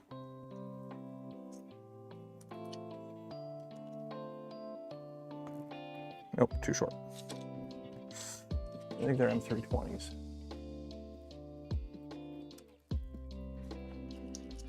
There we go. So that's all that. That's that. That's that. Who's ready to do something super fun? Let me grab my phone out so I can actually see chat while I switch around drag chains. Oh my God, so many notifications. I went around and like unsubscribed from so many things I was getting notifications for. And then it just more. Now I just get more and I don't know, like, oh my God, live. Am I live? Yes, I'm live. Show me my live stream right now. Where's my live stream right now? Yeah. There's my live stream. Buy one, get one free sale soon. Happens to go. Wow for us. Should I watch the whole ad? I get more money. Skip. There we go. Okay. Hey, it's chat. Hi, chat. I could see you now, chat. There we go. Okay, let's go over here because, oh wait, heat sets. I gotta do more heat sets. More heat sets before I go over there. I gotta do heat sets. I gotta put heat sets because I gotta replace another part that broke. On. The stupid XY joint broke, so I gotta fix it. So, should just be breaking on this printer. So we're gonna replace our drag chains. We're gonna flip our drag chains around and get them all nice and proper lack. And then place my melted XY joints. Or cracked XY joints, I mean.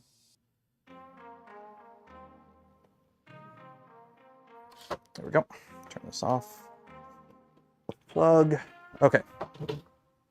So I'm gonna need you. I'm gonna need you. I'm gonna need you. I'm gonna need you. I'm gonna need you. I'm gonna need you. And you. I need one more M38.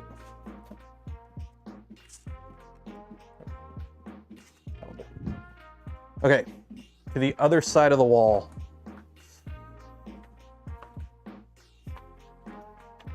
And hopefully I don't drop anything on my phone. Unfortunately, you guys aren't gonna get the greatest camera angle, but essentially what we're gonna do is these drag chains are backwards. I need to unbackwards them.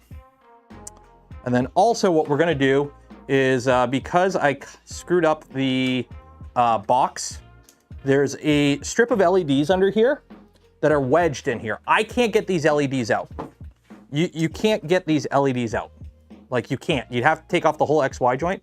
And I honestly really don't care about LEDs under here. So I've removed the connector. And now we play the game called What LEDs? And we're just gonna remove the whole hello, little spider. So we can't have LEDs not working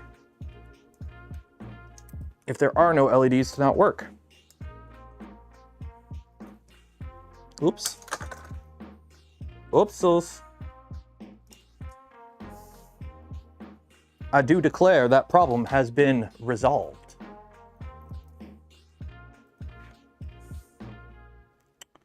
Okay, and actually I gotta remove these little guys on the back here.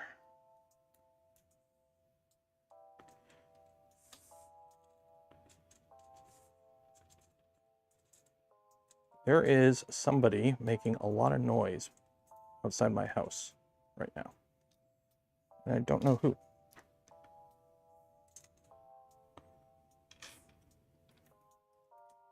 Oh, it's the stupid. They're repaving a road. They're repaving a road, and they are being very loud and annoying about it. And it's not fun.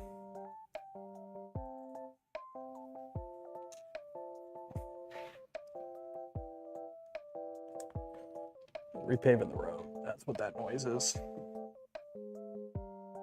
No, I don't want to.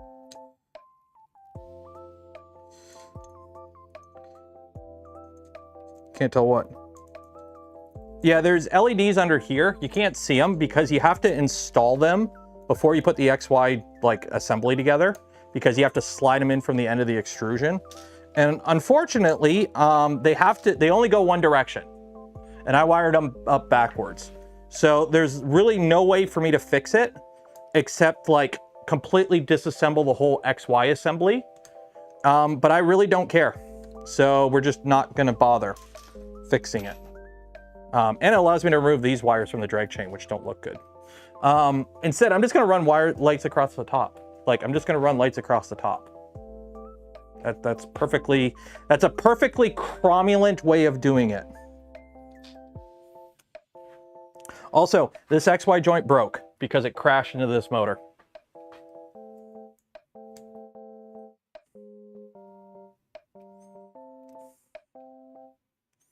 So now, I need to open all these up. Because unfortunately, you can't just slide these wires through. You have to open them. Which involves putting a flathead in there and twisting. One at a time. It is super annoying. Did I turn the printer off? I did. That would have been really bad if I didn't turn the printer off before doing all this. Where's chat? Here's chat.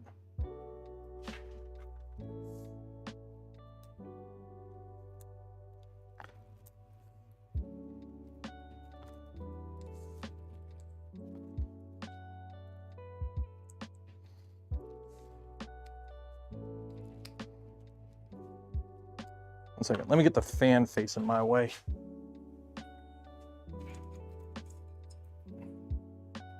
Oh, it's a little warm.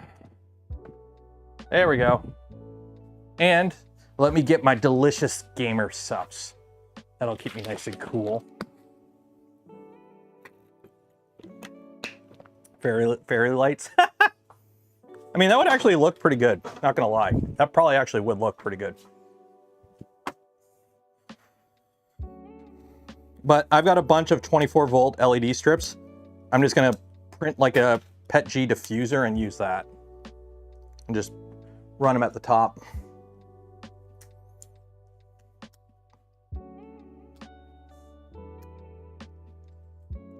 Just put, because I got room at the top, I'll just put them in there.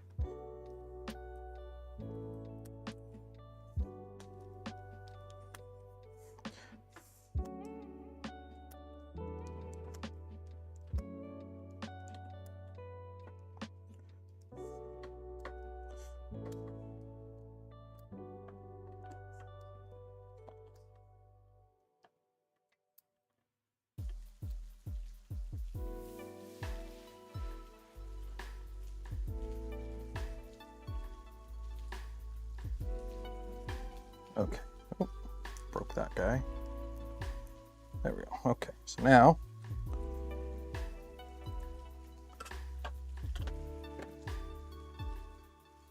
unfortunately, I gotta snap this off. So I need a flathead to get in here. There we go. So this wire we don't need anymore. So if you're wondering why we're doing this, the problem is, see how they do this? They can only go up to vertical like that. So if I were to lock this in like this, which is how it's supposed to be, okay? So this is mounted to your tool head. The wire can't go above it. It's flush. The problem is I had it mounted this way and it would do this, okay? So I had this end mounted at the tool head, and see how it can ramp up like that? We don't want that. We want this end mounted at the tool head So that way it comes off straight. It doesn't do that big loop-de-loop. That's the problem we ran into. So that's that one corrected. So now I got to do this one. Yeah, it's not a big thing to fix. Like, it's not like, you know, we're not, you know, rewiring the space station here. It's just more annoying than everything that you have to take it out of the drag chain. You can't just spin it, right? You can't just spin it. Would be nice if you could. And I mean, you can get all pedantic and be like, well, technically with the bigger loop, there's less of it, you know, it's a bigger bend radius. It's safer or will last longer, but tomato, potato.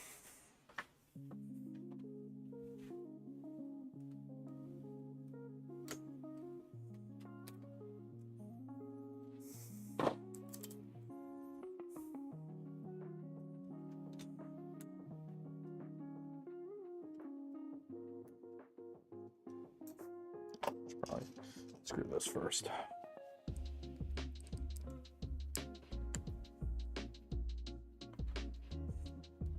Also, the downside is I got to wire this all up backwards now, which is going to be annoying.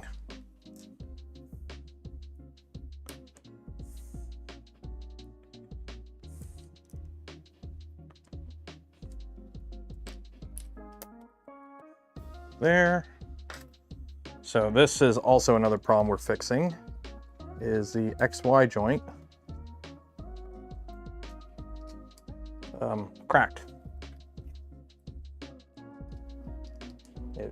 It cracked because I printed up to here and then I homed it and it hit here and it cracked. So we got a new one printed in ABS. So we'll put that in right now.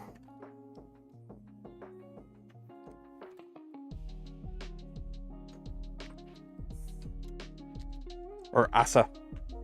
It's our new ASA mount.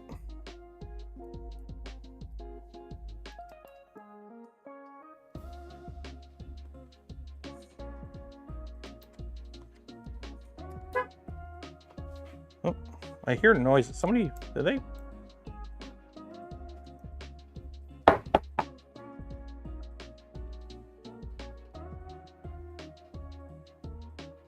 Nope. I heard the sound of somebody locking their door, and I'm like, is somebody in my garage or in my driveway?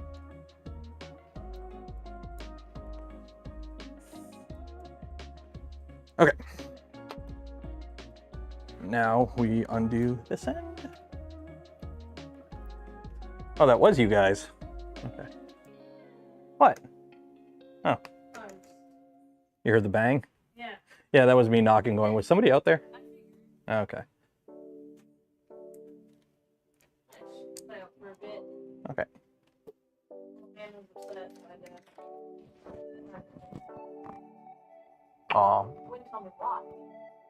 Sure. Is he good now? Okay. Okay. Yeah, it'd be really nice if I could just, you know, flip it. I don't think you could just flip the ends. Can you just flip the ends? I don't think you can just flip the ends.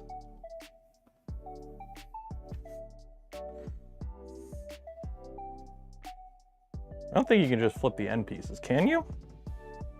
I don't think you can, no. No, because you got to flip the whole thing around. Yeah, because it goes only one way. Okay, so let's start taking this apart. That'd be nice if you could just flip the ends.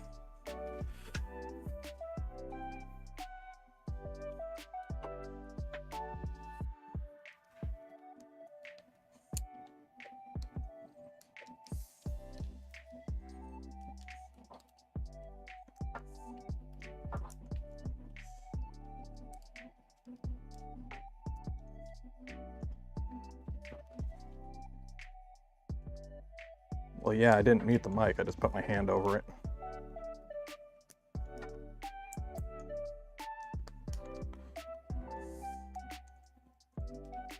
She's been on camera before. She just doesn't want to be a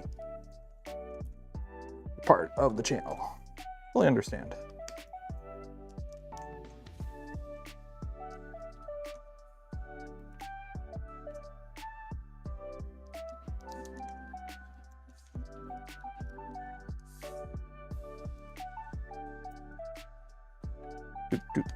Almost there, almost there, almost there. I can hear the printer printingly. So if all goes well, we might actually be able to actually get this back together properly. I gotta fix my stupid spacers though. I don't know if you could see, but I had to like jury rig some spacers for the cartographer. So I'm gonna have to steal the spacers from the Seabor, put them on this, and do them properly, and then redo my Z offsets. Okay.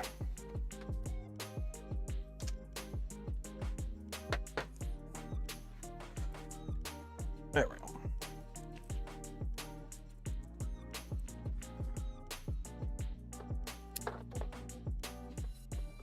Okay, so now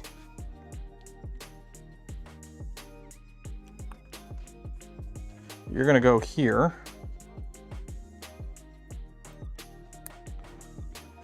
And you don't bend up anymore. So yeah, see how it's nice and flat? So this guy will go there. Now I need to put this all back together.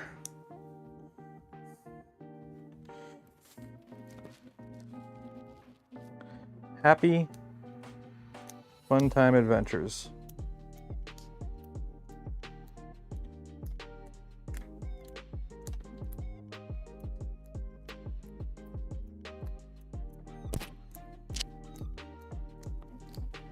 Click, click, click, click, click, click, click, click, click, click. It makes lots of clicking noises.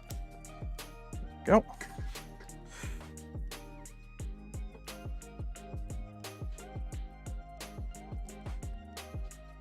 There you go. Come on, there we go. Okay.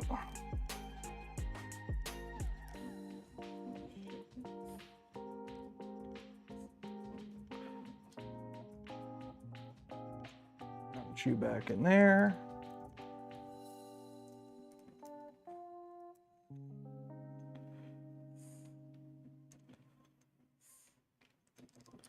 And then you come around go there.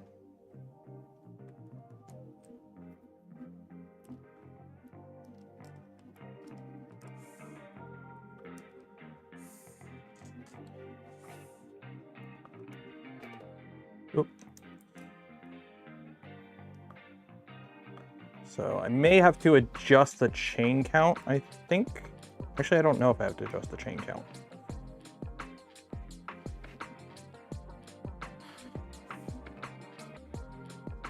Yeah, I gotta loosen that.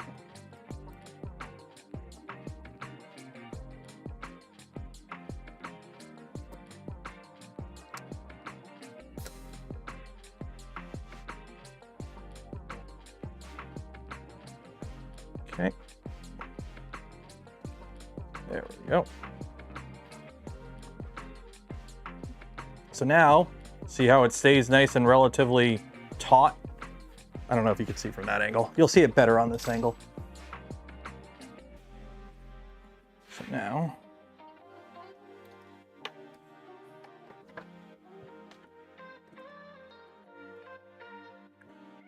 now, this will be that. Something just hit my hat. Oh, can you see this? There's the garage door handle just bumped me in the head, and I'm like, is there a bug in here? Did I just get bumped in the head by a bee? Because I do get wasps out here, unfortunately.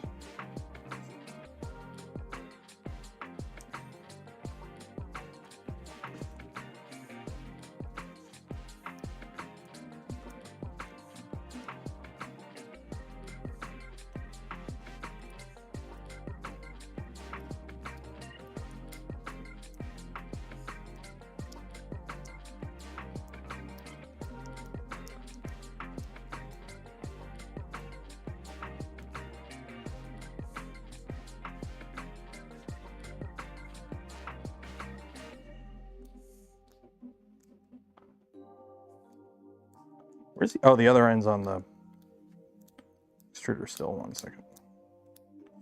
Okay, Okay, so that goes that. And then that will hold a nice stable bend radius. So that goes like that. I need to go get the rest of the parts.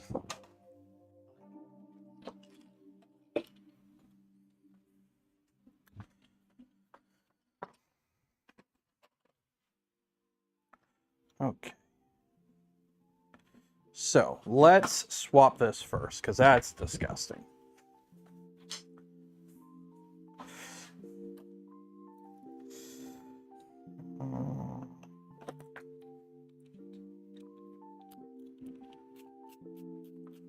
Pretty cramped garage. I mean, the garage actually has a decent amount of room. The problem is I'm using it all.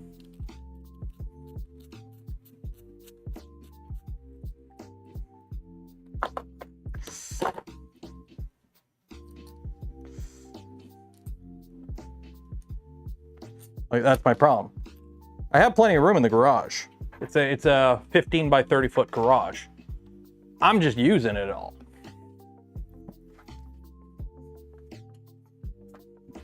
That's the downside.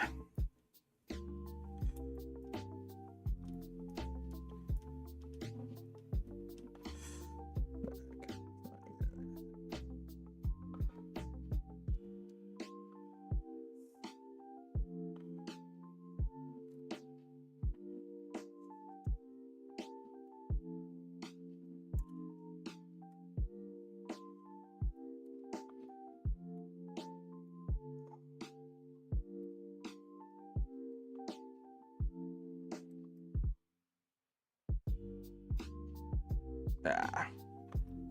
I wonder why I was getting weird Z offsets. The freaking thing was moving.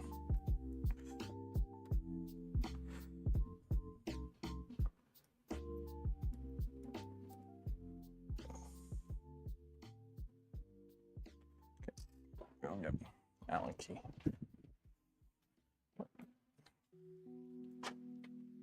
When in doubt, lttstore.com screwdriver.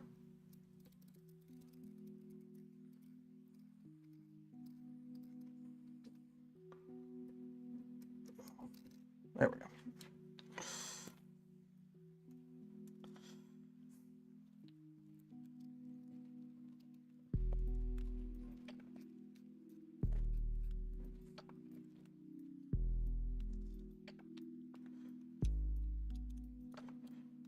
There we go. Okay. So now I could put the proper spacers on here instead of doing a stupid hodgepodge that I had before.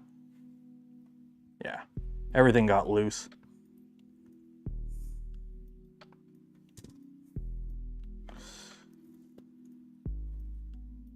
Where you were installing the metal shells in the garage. Yes, was that you who left the comment on that video? Yeah, back in the day when I thought I had room. There's that nice little period where it's like, yeah, guys, we're gonna have so much room. And then we didn't. And now we have this giant chungus of a printer.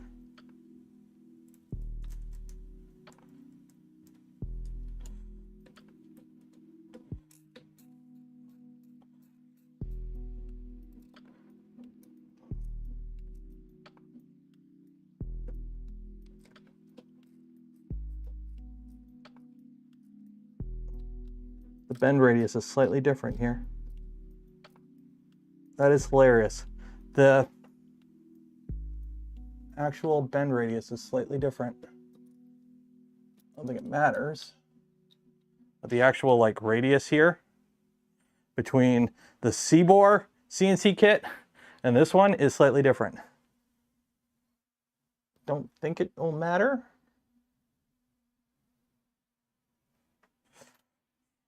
It does matter. It's actually bending the PCB. It's bending the PCB. That's not good. What the heck? What the heck?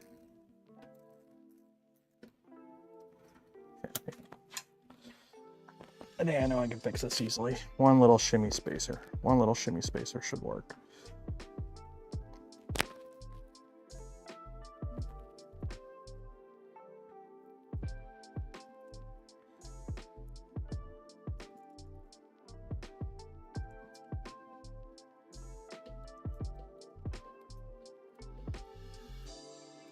There we go, that'll work.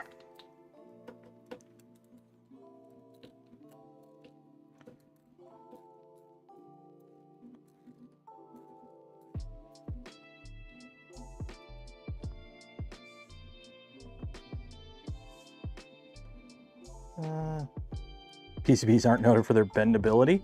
Sure they are. The P in PCB stands for flexible, right?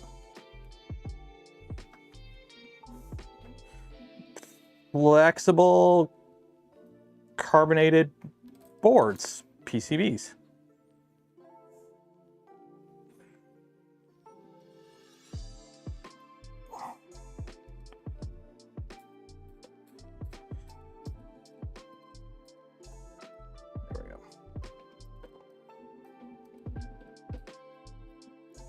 There we go. That's much better. There we go. That it's better. Okay. Make sure these are nice and tight.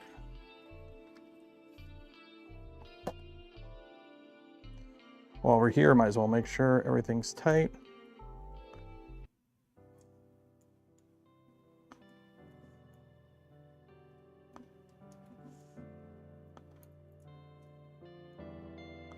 Okay, now we start putting everything back together. So you go there. Sure, knock over all my screws. Knock over all my screws. I didn't need those screws. I didn't need everything nice and arranged.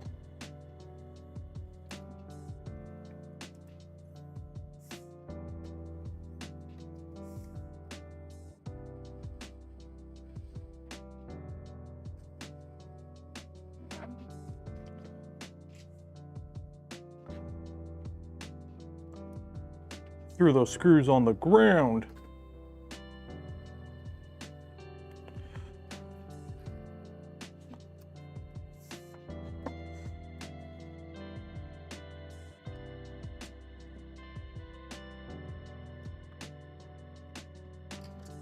Okay. So I come through here. Up here.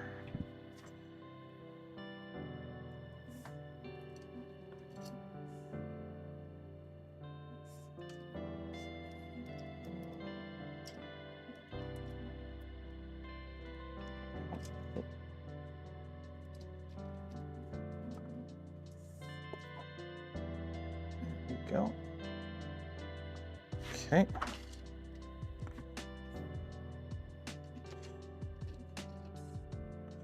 Oh yeah, that's right. The lining up the stupid. Okay, I can't see like this, so let me stand on something I probably shouldn't stand on. That up.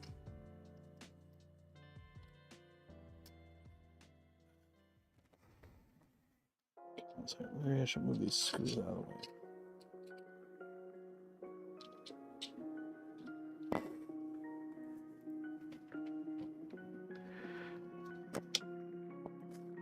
There we go. By the way, 3D printed stool.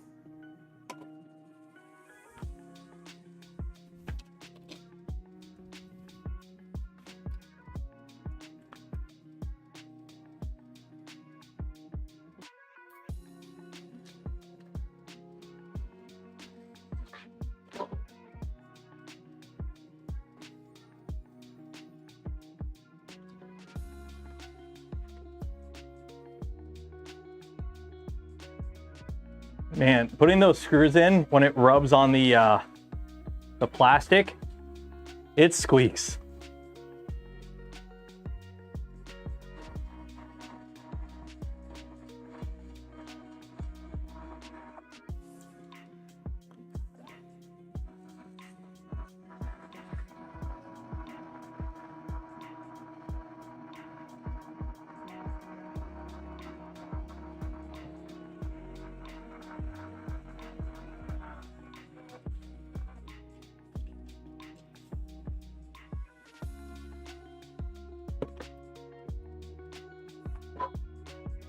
Okay, so now we gotta wire more stuff up. Yay! Okay, so we're gonna need my little pin driver here.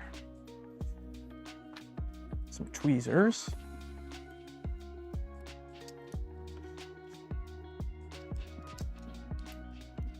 Hello.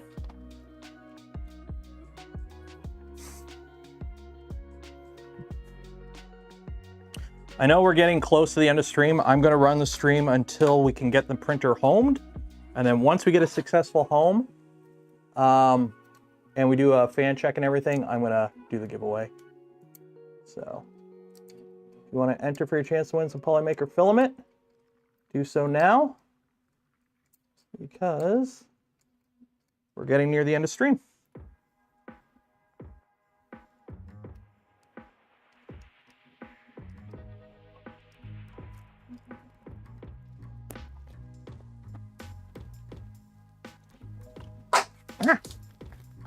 Dropping everything. Falling apart here, guys. Falling apart.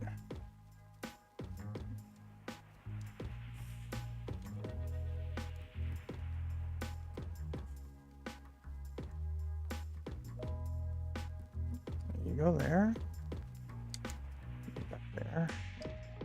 Your thermistor, you go in there. Ah, shoot! Forgot to plug that in first. I gotta undo all this. Ah, I forgot to plug the stupid USB in. 1 second. It goes in the front. Okay, time to take all this off.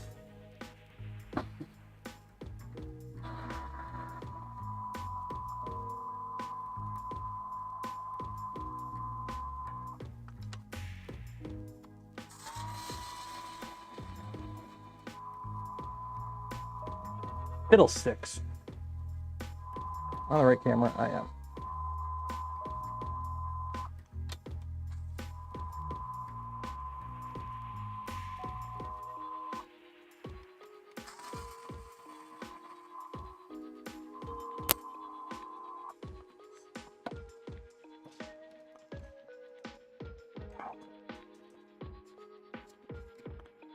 Oh my god, these are tight. Need a faster drill.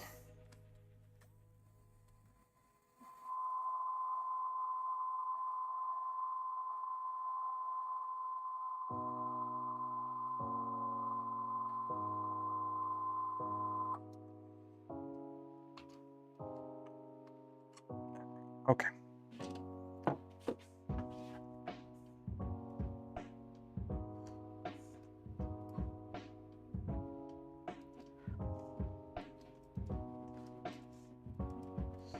Can I get it in there? Can I get it in there? Let's see.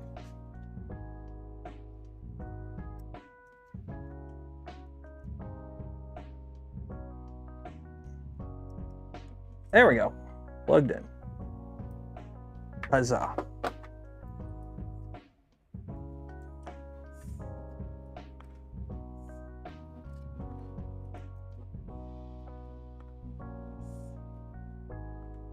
There we go. Okay, now I got to put it all back together.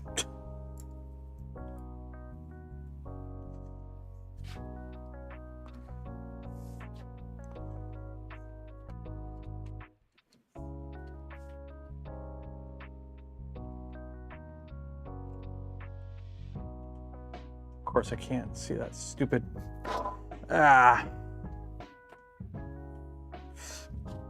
Somebody tell OSHA. Don't tell OSHA. Wait, I'm Canadian. We don't even have OSHA here.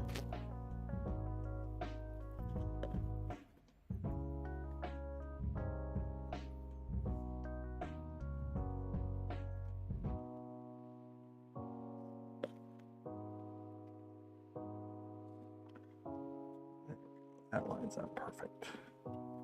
Except for you, you don't want to line up. There you go. There we go. There we go.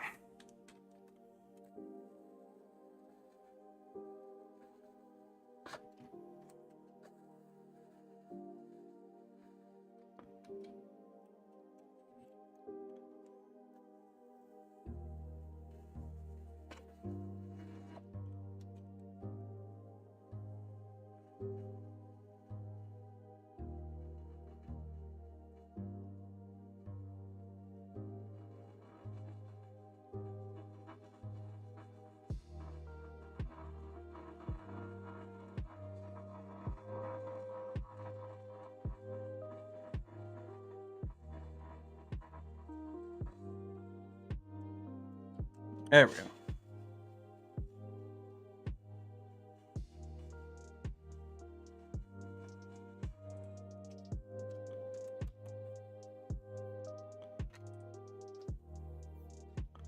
There we go. Okay, there's all that. Now, we need to take off this one right here.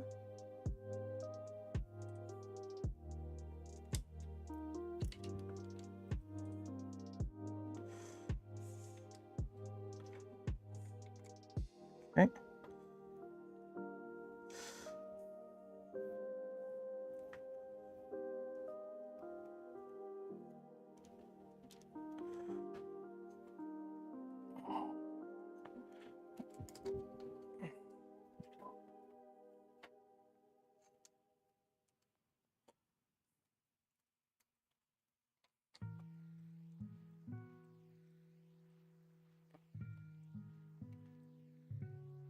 No. Ah. Well, that screw went somewhere.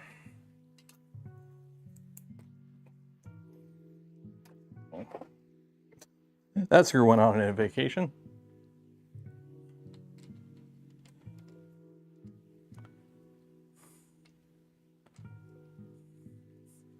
Oh, found it.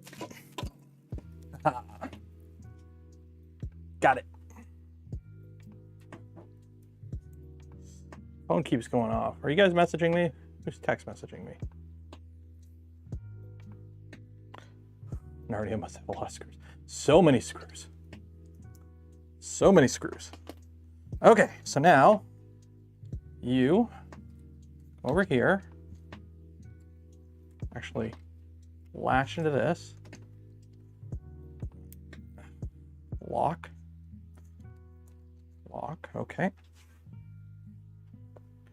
You up, you come in here, and then plug into that. Plugged in, sweet. You come down.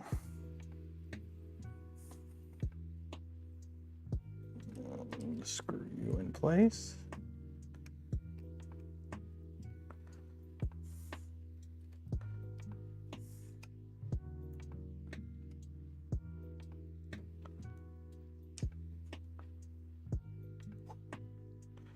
I don't know why this one screw here that holds this in place has always been the biggest pain in the butt. Get it? Like, it never wants to start.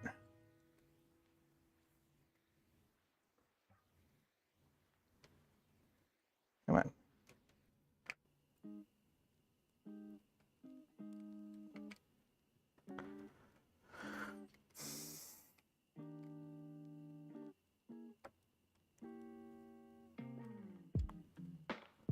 Seriously? Come on. There you go. Okay. So that's that. That's that. We got to put this guy on here.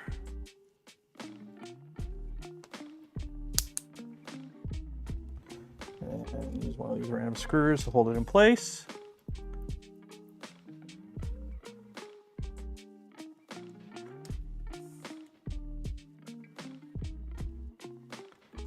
Slide that around. So see how this dowel stays nice and smooth and even, and we don't have to worry about it bunching up. Right there. Okay.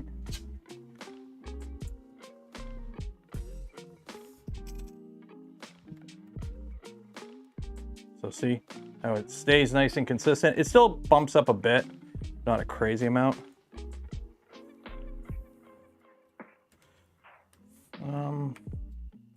Why is this too long now? Why is this not long enough? This should be long enough. What the hell? Oh, that's why I got way too much there. Way too much there. Okay.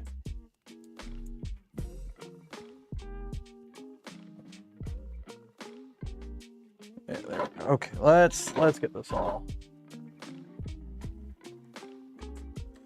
There we go.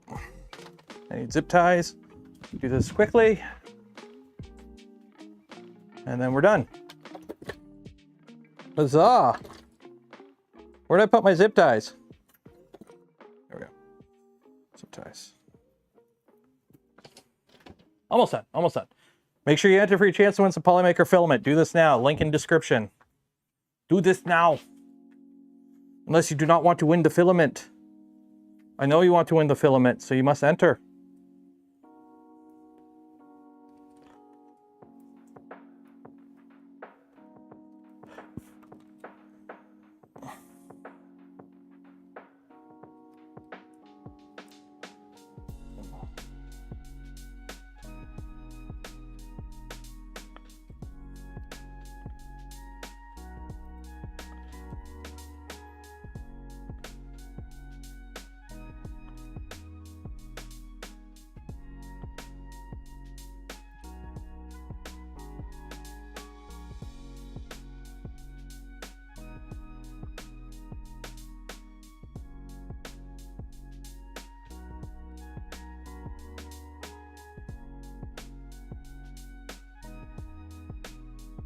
I really don't know why that's so tight all of a sudden. How did this get tighter?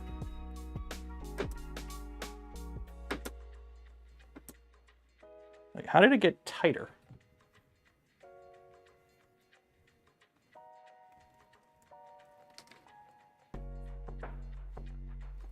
Like, I legit don't know how that got tighter.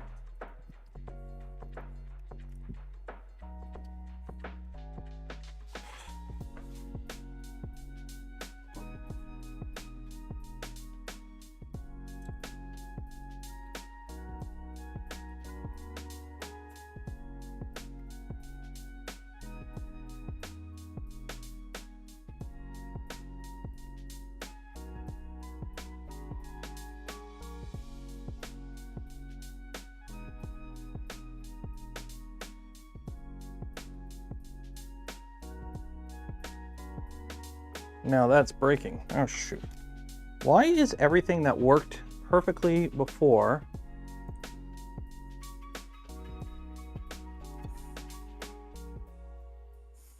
bumping now?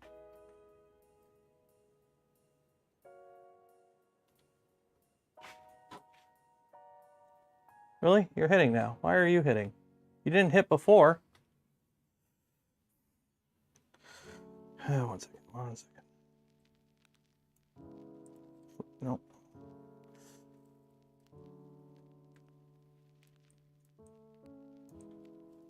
Yeah, whatever. Okay, let's power it up.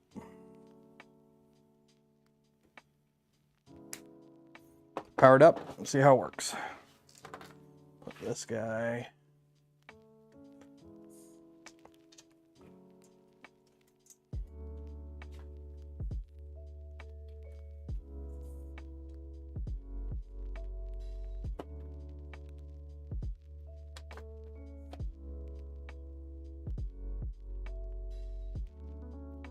Being pedantic is so pedestrian.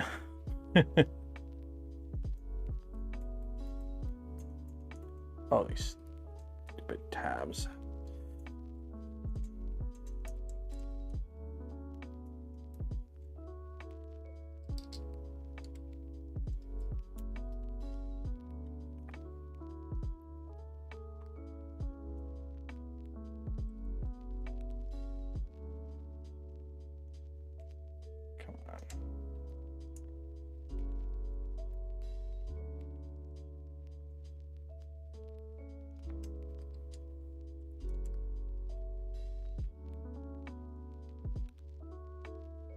Really? Fucking hell. It is amazing how annoying it is when you have a screw that just doesn't want to line up. Like it just doesn't want to line up.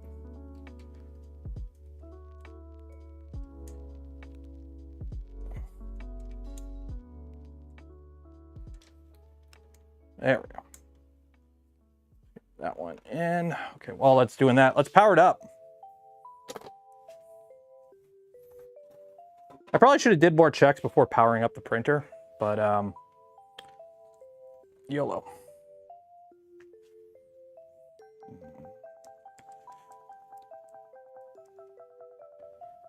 Right about there.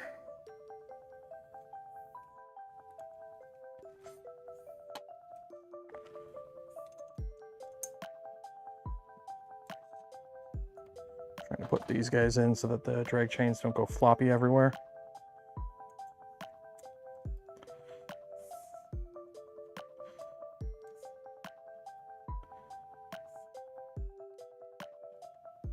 There we go. Okay. Clean off the bed.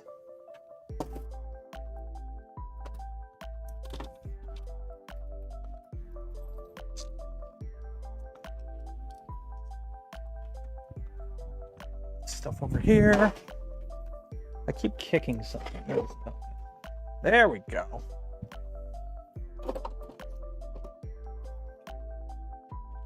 Should probably wipe down the bed after this.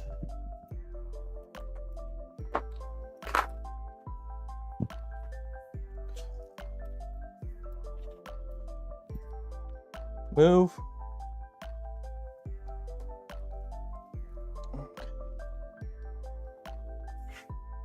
Home. Home all.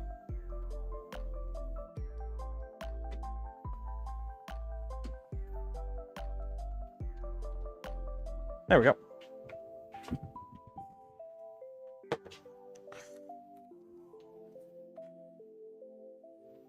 Voila.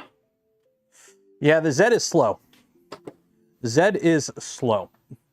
I don't think there's much I could do about that, but Z is slow.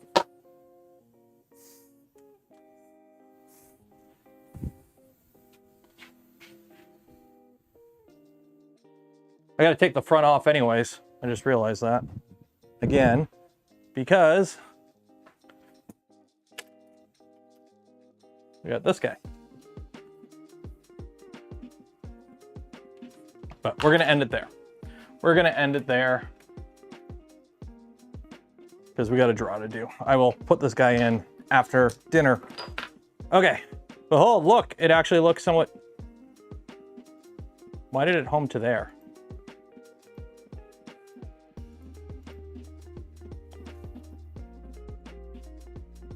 Why did you home to the middle of the printer?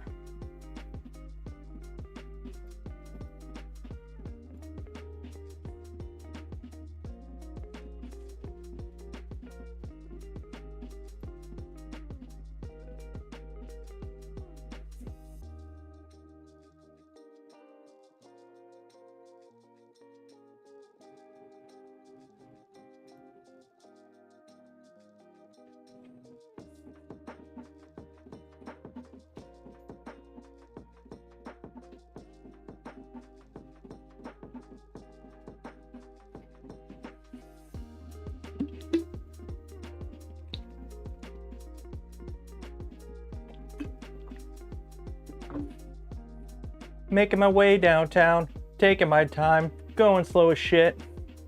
And I'm home now. Ba, ba, ba, ba, ba, ba, ba. No, it doesn't do sensorless. It just does one click, homing.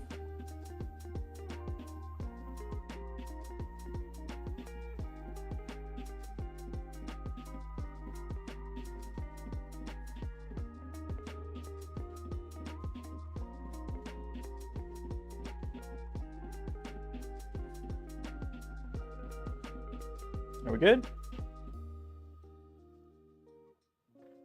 I should probably go over there and get ready to hit the E-stop just in case. Oh, no, we're good. There we go. We're good. Okay. More. Where's quad gantry level? Bed mesh. Move. Where's QGL under here? More. Bed mesh? No. Macros. I mean, I'll just do it on the... I gotta go through and redo all the Z offset stuff. QGL.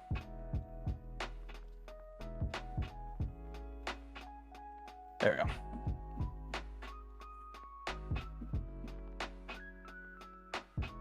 Is it making a weird noise?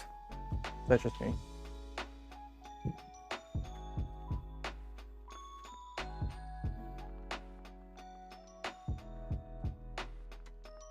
No, that's just the drag chains because they're more active now.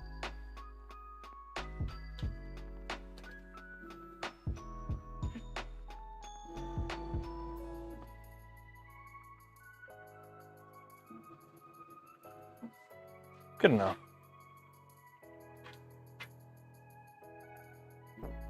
Yeah, make it more. I'm hearing more drag chain noise out of it now. Oh well. Okay, let's do this giveaway. Did you enter to win some polymaker filament? Hopefully you did. Link in the video description. You have like 1 minute to do it if you haven't entered yet.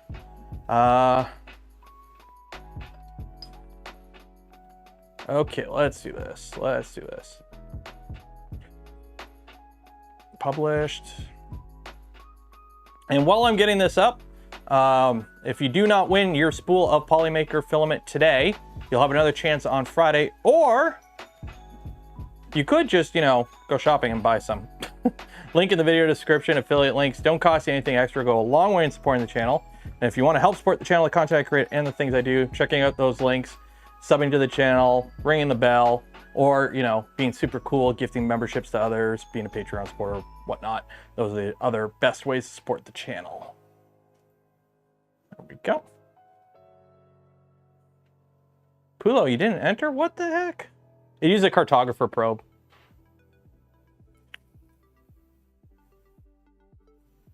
I don't know why it's taking so long right now. Normally it only does like one round. But I did just rewire it all, so. Okay, let's see here. Add names. Clear, open. Oh, dang it, I hate when it does this. 1 second. I hate when it does that. Copy all the names. Control copy. No. Control copy. Look at the names. A, delete, Control V. File, save. There we go. Oh, 0.009. I'm okay with 0.009. I think we can live with 0.009. Here, open. There we go. 319. Oh, add names. 318. All right, randomize. 318. Play. Never tell you the odds, but I will tell you the odds. It's 1 in 318. And how this works is if you win, you get a spool of filament from Polymaker. But if I pick your ball and you're the luckiest ball in the world, you get a free hat right here. This one right here. Who are you? Edwin and Raka. If you win, you get a free hat. Everyone else, if you win, you only got a... You have code, what? I said 318. 318 people entered. But exclamation mark zoom zoom makes your ball go faster. Exclamation mark gullible makes everyone else go slower. If you like the smash button, ring the bell, and are subscribed to the channel, it actually greases your ball up, makes it go even faster. Jared Ho here, no luck. See with Steve Knobs, no luck.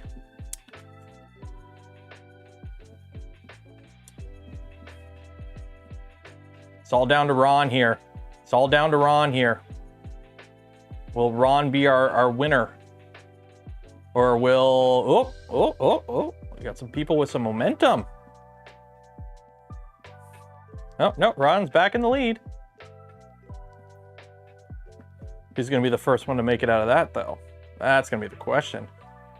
Oh, it's going to be a race. We got ourselves an actual proper race here.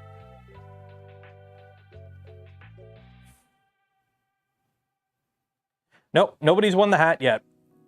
If you're wondering, Ditto. Nobody has won the hat yet. It's a random thing. Every stream is a 1 in 200 to 300 chance of winning the hat. Well, actually, you have to be lucky enough for me to guess your ball or pick your ball, and then you have to be lucky enough to win. But the way the odds work, statistically, the odds are always the same. It's just, you know, like once I pick your ball, you have the same odds as everyone else of winning. It's just you got to be lucky enough to be picked first.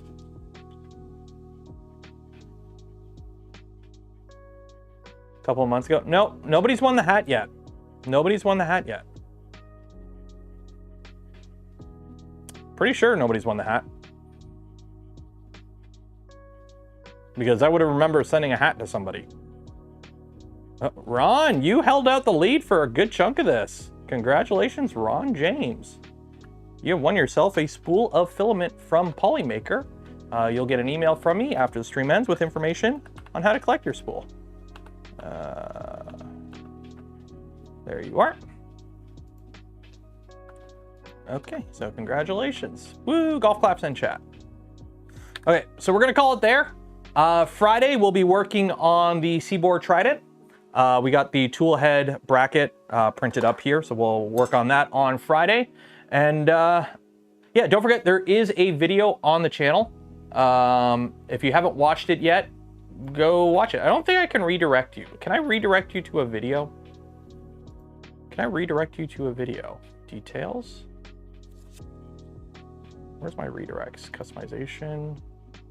Redirect. Can I redirect you to a video? Build. No, I can't redirect you to a video, but I can redirect you to a live stream. Who's live right now? Who's live right now? There you go. Go watch some animals. I'm gonna redirect you to Alveus. There we go. Enjoy the rest of your day. Oh, quick shout out Polymaker for the spool filament we gave away this stream and every stream. Links for all of them and more in the video description. For those that donate to the channel, gifted memberships to others, or became members of the channel yourself, I thank you. Would not be able to do the things I do, create the content I create without your continued support. You make it all possible. And yeah, hope you enjoyed the stream today. Video on the channel, go watch that. Hopefully another video this weekend. And yeah, big printers are fun. Enjoy the rest of your week. Be safe out there. Wash your hands, and I will see you in the future.